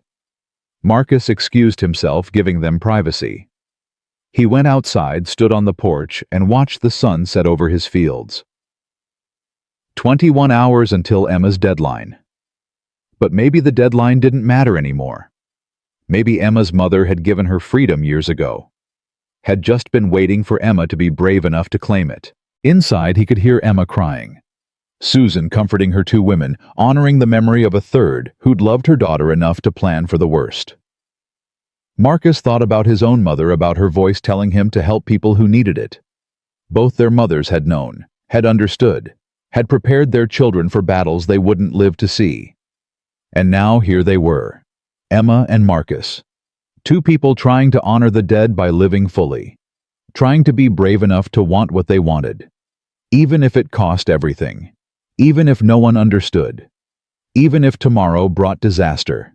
Tonight they had this: truth, courage, and the fierce love of mothers who'd known exactly what they were doing. That had to be enough. It had to be.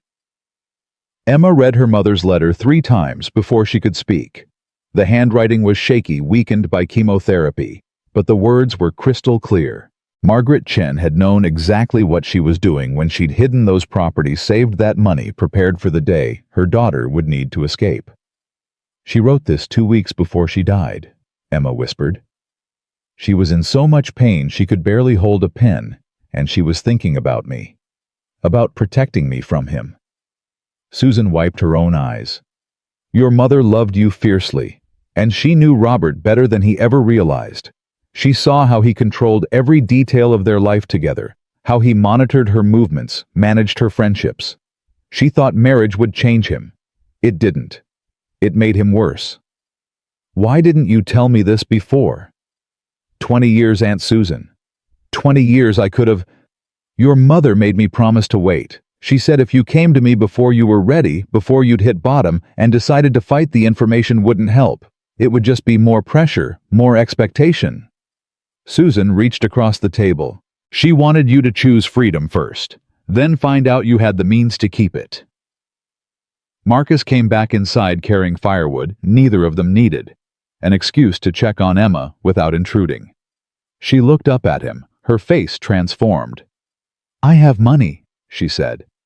"My mother left me properties, income, enough to live on. I don't need my father's trust fund." That's good, Emma. That's real good. Good, Marcus, it's everything. It means I can stay. I can fight. I can... She stopped, stood up, started pacing. "I can call a press conference, tell everyone the truth about what my father's been hiding. I can hire lawyers, real lawyers, and fight for full control of my mother's estate. I can..." "You can breathe," Susan said gently. "First you breathe, then you plan. Your mother spent 20 years protecting you. Don't waste it by rushing." But Emma was already on her phone calling Keisha. "I need you to verify something. My aunt has documents showing properties in my name, income my father's been collecting. Can you check county records? Confirm ownership." Marcus heard Keisha's voice through the speaker, cautious but intrigued. "Give me the property addresses. I'll run them tonight." After Emma rattled off the information and ended the call, Susan pulled out more papers. "There's something else. Your mother left you a video, recorded 3 days before she died.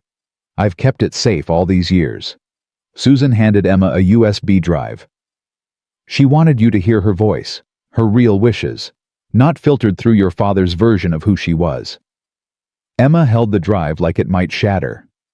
"You've had this for 20 years. Your mother made me promise not to give it to you until you were ready to hear it, until you'd chosen yourself." Susan stood up. "I'm staying at the Holiday Inn in town. Room 247. When you've watched it, if you need to talk, call me, day or night." After Susan left, Emma and Marcus sat on the couch, her laptop between them, the USB drive still in Emma's hand. "Do you want to watch it alone?" Marcus asked. "No. Emma's voice cracked. "I don't think I can do this alone." She inserted the drive, opened the file. The video was grainy, recorded on a phone. Margaret Chen appeared on screen, sitting in a hospital bed, oxygen tubes in her nose, her hair gone from chemo. But her eyes were alert, focused, fierce. "Emma, sweetheart, if you're watching this, it means you finally found the courage to leave your father. I'm so proud of you." Emma made a sound between a sob and a laugh. "I know you're scared," Margaret continued. "I know you think you can't survive without his money, his support, his approval. But baby, you're stronger than you know. You're my daughter. You have my stubbornness and my father's fire and something all your own that I've always admired. Your capacity to love even when it costs you everything." Margaret coughed, took a moment to recover. "I made mistakes, Emma. I thought marrying your father would give you security, stability, a good life. I didn't see how his need to control would extend to you, how his fear of losing things would make him hold tighter and tighter until you couldn't breathe. By the time I understood, I was too sick to fix it. So I did what I could. I hid money. I bought properties in your name. I made sure you'd have options." She leaned closer to the camera. "But Emma, listen to me carefully. Money isn't freedom. Freedom is choosing yourself even when it's hard. Even when everyone tells you you're wrong. Even when you lose everything. Your grandmother escaped China during the famine with nothing but the clothes on her back. She built a life from scratch in a country where she didn't speak the language. You come from survivors, baby. You come from women who chose life over safety every single time." Margaret's eyes filled with tears. "I'm sorry I won't be there to see the woman you become. I'm sorry I can't protect you from your father's control, from the world's judgment, from all the hard things you'll face. But I'm not sorry for the choices you'll make. Whatever they are, they'll be yours, and that's more valuable than any trust fund." She reached toward the camera as if she could touch Emma through the screen. I love you, my brave girl. Now go live. Really live. Make mistakes, fall down, get back up. Love who you love. Do work that matters.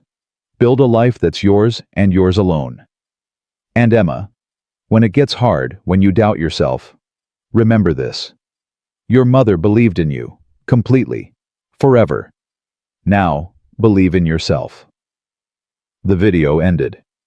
Emma sat, frozen, tears streaming down her face. Marcus put his arm around her shoulders, and she collapsed against him, sobbing so hard her whole body shook. She knew. Emma gasped between sobs. She knew I'd need this. She knew everything. Mothers usually do. I wasted 20 years. 20 years living his life instead of mine.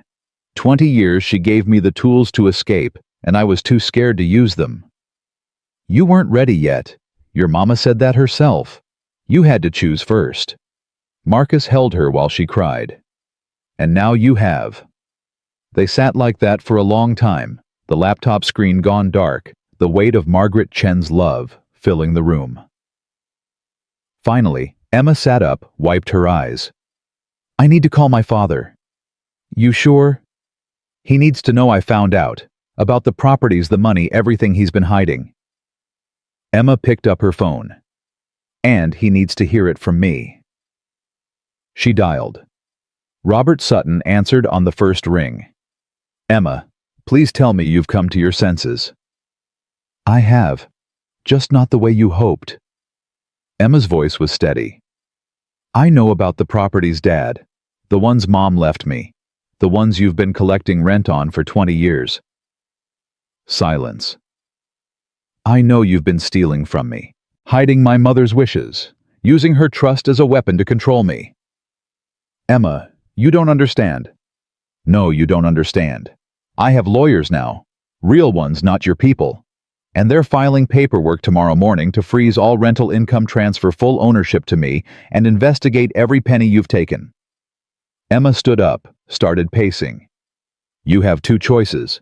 You can fight me, which will make everything public, including your financial manipulation of a dead woman's estate. Or you can walk away. Dissolve the trust fund restrictions, give me full control of Mom's money, and let me live my life. Emma, I did this to protect you. You did this to control me. There's a difference, and it ends now. If you do this, if you fight me publicly, it will destroy you. The media will tear you apart. Your reputation, your career, everything. I don't care, because unlike you, I don't measure my worth by what other people think. Emma's voice rose. Mom tried to tell me, in that video she made. The one Aunt Susan kept for me. Mom knew you'd use money to trap me. She knew you'd twist her death into a weapon. And she made sure I'd have a way out. Video what video? The one where she tells me the truth about you. About how you controlled her. Monitored her. Made her feel like a prisoner in her own marriage. Emma's hands were shaking, but her voice didn't waver. She loved you, Dad. But she was terrified of leaving me alone with you. Terrified enough to hide money, buy properties in secret, and record her dying wishes on a phone because she couldn't trust you to honor them. That's not I never. 20 years you've been cashing checks from properties that aren't yours. 20 years you've been using Mom's money to control me. That's not protection, Dad. That's theft. Robert's voice went cold. If you pursue this, I will destroy Marcus Thompson. I'll have him audited, investigated, charged with exploitation of a vulnerable adult. I'll make sure he loses that farm and everything else he has. Go ahead, Emma said. Marcus has nothing to hide. Can you say the same? Emma, I'm done, Dad. Done with your threats, your manipulation, your version of love that feels like suffocation. Mom left me a way out and I'm taking it. You can either accept that and maintain some dignity, or you can fight me and lose everything. Your choice. She hung up. Her phone immediately rang again. She declined the call. It rang again. She turned it off. That was...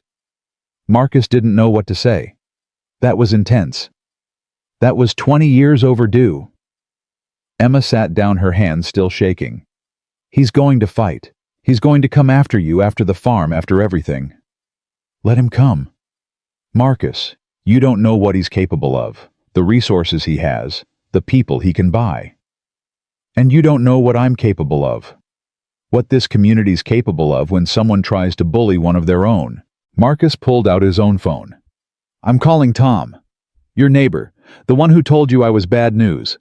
Yeah, because Tom's stubborn and protective and knows every farmer in 3 counties. If your father's coming after me, I want people who know me, really know me, ready to speak up. Tom answered on the 3rd ring, his voice wary. Marcus. Tom. I need your help. With what? With telling the truth about me when Robert Sutton's lawyers come asking questions. Tom was quiet for a moment. Then he said, I saw that girl's video, the one she made at the courthouse, and I saw the things people were saying about you online, about her using you, or you using her, or whatever nonsense folks are inventing. And I remembered something your daddy told me once. Said Marcus sees people who need help and helps them, no questions, no expectation of return.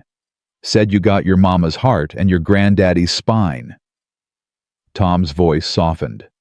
I was wrong, Marcus. About Emma, about you, about everything. I let fear make me stupid. So yeah, you need someone to vouch for you. I'll do it. And I'll make sure everyone else does too. After Marcus hung up, Emma looked at him with something close to wonder. You have people, real people who'll stand up for you. You have people too.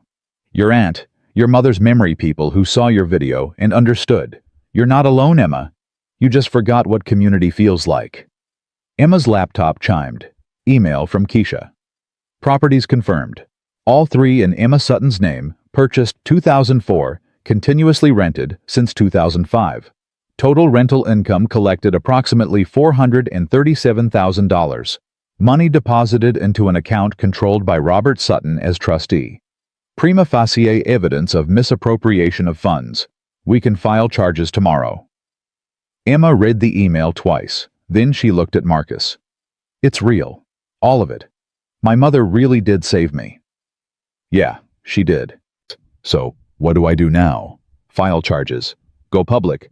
Burn everything down. Marcus thought about his great-grandfather, about the choices that man had made when faced with injustice, about standing up not because it was easy, but because it was right. You do what your mama wanted. You live.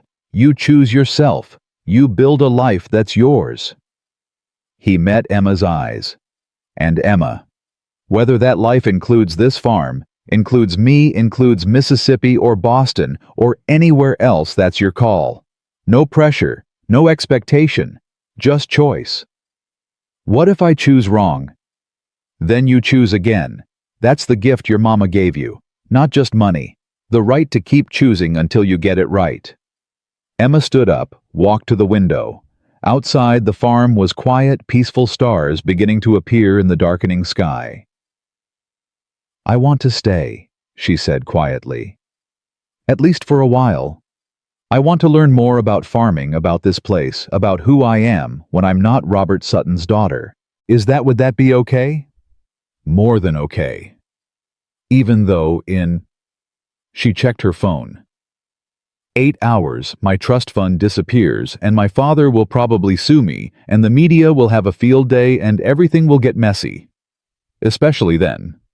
Emma turned to face him. And us. This thing between us that we're not talking about. We keep not talking about it until you're stable enough to know what it really is. Marcus moved to stand beside her. Emma, you said you're falling in love with me. Maybe you are. Maybe it's real. But you're also in crisis, rebuilding your life, figuring out who you are. That's not the time to make decisions about relationships. So we just ignore it. We acknowledge it. We respect it, and we give it time. Marcus turned her to face him. Because if this is real, if it's more than gratitude and crisis, and 2 lonely people finding each other, it'll still be there in 6 months, a year, 5 years. Real love doesn't have a deadline. And if it does have a deadline, If we wait and it fades and we missed our chance, then it wasn't real to begin with. Emma studied his face for a long moment. Then she nodded. Okay. We wait. We work. We see what happens. Deal. But Marcus, when the time's right, when I'm ready, when we both know what this is, I'm not letting you walk away because you think I deserve better. You're the best man I've ever met. That's not crisis talking. That's truth. Marcus didn't know what to say to that, so he just nodded and turned back to the window, watching his land fade into darkness. The next morning, Marcus woke to the sound of trucks. Multiple trucks. He looked out to see vehicles lining his driveway. Farmers mostly. Tom's truck in front. Behind it, vehicles Marcus recognized from church, from the farmer's market from town. Neighbors. Community. He went outside. Tom climbed out of his truck, followed by at least 30 other people. "Morning, Marcus," Tom said. "Heard you might be getting some visitors today. Lawyers, reporters, maybe some of Robert Sutton's people. Figured you could use some witnesses. People who know you can vouch for you, make sure nobody tries anything funny." "Tom, you don't have to." "Yeah, we do, because that's what neighbors do. We show up." Tom gestured to the crowd. "Most of us saw Emma's video. We heard what she said about you, about how you helped her, taught her, gave her space to find herself. That's the Marcus we know, and if anyone tries to say different, they're gonna have to go through all of us first." Marcus felt his throat tighten. "I don't know what to say." "Don't say nothing, just accept it. Let people help you the way you've been helping them for years." Tom pulled out a thermos.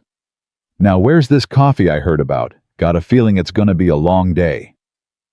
By 9 a.m., the farm looked like a community gathering. People brought food, coffee chairs. Someone set up a canopy. Kids played in the yard while adults talked quietly, keeping watch. Emma came outside, stopped, stared at the crowd. "What is this?" "This," Marcus said, "is community. Come on. Time you met some real Mississippi folks." For the next hour, Emma was introduced to farmer after farmer, their wives, their children. People who'd known Marcus his whole life. People who'd known his father, his grandfather, his great-grandfather. People who had stories. "Your daddy helped me when my barn burned," one man told Marcus. "Gave me lumber, helped rebuild, didn't ask for payment." "Your granddaddy taught me how to rotate crops when I was just starting out," another said. "Spent 3 days on my land showing me what he knew, for free." "Marcus fixed my tractor last summer," a woman added. "Refused payment. Said neighbors help neighbors." Emma listened to story after story, watching Marcus's face grow more and more uncomfortable with the praise. Finally, she understood something important. Marcus Thompson was exactly who he appeared to be. No hidden agenda, no manipulation. Just a man who helped because helping was right. At 10 a.m., the lawyers arrived. 3 cars, 6 people, briefcases, and serious faces. They stopped at the end of the driveway, surveying the crowd. Walsh, Robert Sutton's attorney, got out first. He walked up slowly, taking in the scene. "Mr. Thompson, we need to speak with Emma Sutton. We have documents requiring her signature." "Miss Sutton is busy," Tom said, stepping forward. "Maybe come back later." "This is a legal matter." "Everything's a legal matter with you people." Tom crossed his arms. "Miss Sutton's an adult. She's made her choice, and she's got a whole lot of witnesses here who'll testify she's of sound mind, acting freely and not being coerced by anyone." One of the other lawyers pulled out her phone, started recording. "We're documenting this. The intimidation, the obstruction. Document away." An older black woman stepped forward. "I'm Pastor Ruth Williams, Bethel AME Church. I've known Marcus Thompson since he was in diapers. If you think this man is capable of manipulating anyone, you don't know him at all. This is highly irregular. No, what's irregular is a billionaire trying to force his adult daughter into a marriage she doesn't want." Pastor Williams' voice carried authority. "What's irregular is using mental health as a weapon. What's irregular is hiding a dead woman's assets from her daughter. You want to talk irregular? Let's talk about what Robert Sutton's been doing for 20 years. Emma appeared on the porch, Keisha beside her. I'm not signing anything, Emma called out. And I'm filing charges tomorrow for misappropriation of funds, my mother's funds. My lawyer has all the documentation. Walsh's face tightened. Miss Sutton, your father is willing to negotiate. I'm not. Tell my father the only thing I want from him is full control of my mother's estate and the freedom to never speak to him again. Everything else, he can keep it. The trust fund, the properties attached to it, all of it. I don't want his money. I never did. You're making a mistake. No, I'm making a choice. There's a difference. Emma came down the porch steps, Marcus and Keisha flanking her. And Mr. Walsh. Every word you say right now is being recorded by about 20 different phones. Every threat, every implication, every attempt to intimidate me. So choose your next words carefully. Walsh looked at his team, at the crowd, at Emma standing tall with community around her. He pulled out his phone, made a call, spoke quietly. Then he hung up. Mr. Sutton wants to speak with you, privately. No. Emma, please, 5 minutes. Your father, no lawyers, just you and him. Emma looked at Marcus. He nodded. Your choice. Fine. Put him on speaker, right here, with witnesses. Walsh looked like he wanted to argue. Then he handed Emma his phone. Emma. Robert Sutton's voice tired in a way Emma had never heard before. I'm sorry. Emma nearly dropped the phone. I'm sorry for controlling you, for using your mother's death as leverage, for treating you like property instead of like my daughter. Robert paused. I watched your video, the one at the courthouse. I watched it 50 times, and I finally understood something your mother tried to tell me before she died. She said I was going to lose you if I didn't learn to let go. I didn't believe her. I thought control was love, protection was love, providing was love. Dad, let me finish, please. Robert's voice cracked. Your mother made that video because she knew I'd fail you. She knew I'd use money as a weapon, fear as motivation, control as love. And she was right, about all of it. So I'm releasing the trust. Today. Full control transfers to you. No conditions. No marriage requirement. No restrictions. It's yours. I don't want it. I know. That's how I know you're ready for it. Robert laughed, but it sounded like crying. Emma, you're my daughter, my only child, and I've spent 15 years trying to turn you into your mother without understanding that you're something better. You're yourself. Brave and fierce and willing to lose everything for freedom. I'm proud of you. And I'm sorry it took losing you to figure that out. Emma was crying now, openly, not trying to hide it. Dad, You don't have to say anything. Just live. Live the life your mother wanted for you. The life you want for yourself. And Emma. If that life includes that farmer, if it includes Mississippi, if it includes anything that makes you happy, I support it. No judgment. No interference. Just love. The real kind. The kind that lets go. The line went dead. Emma stood holding Walsh's phone, tears streaming down her face. 30 people witnessing her father's surrender. He let me go, she whispered. He actually let me go. Marcus pulled her into a hug. Yeah, he did. The lawyers left.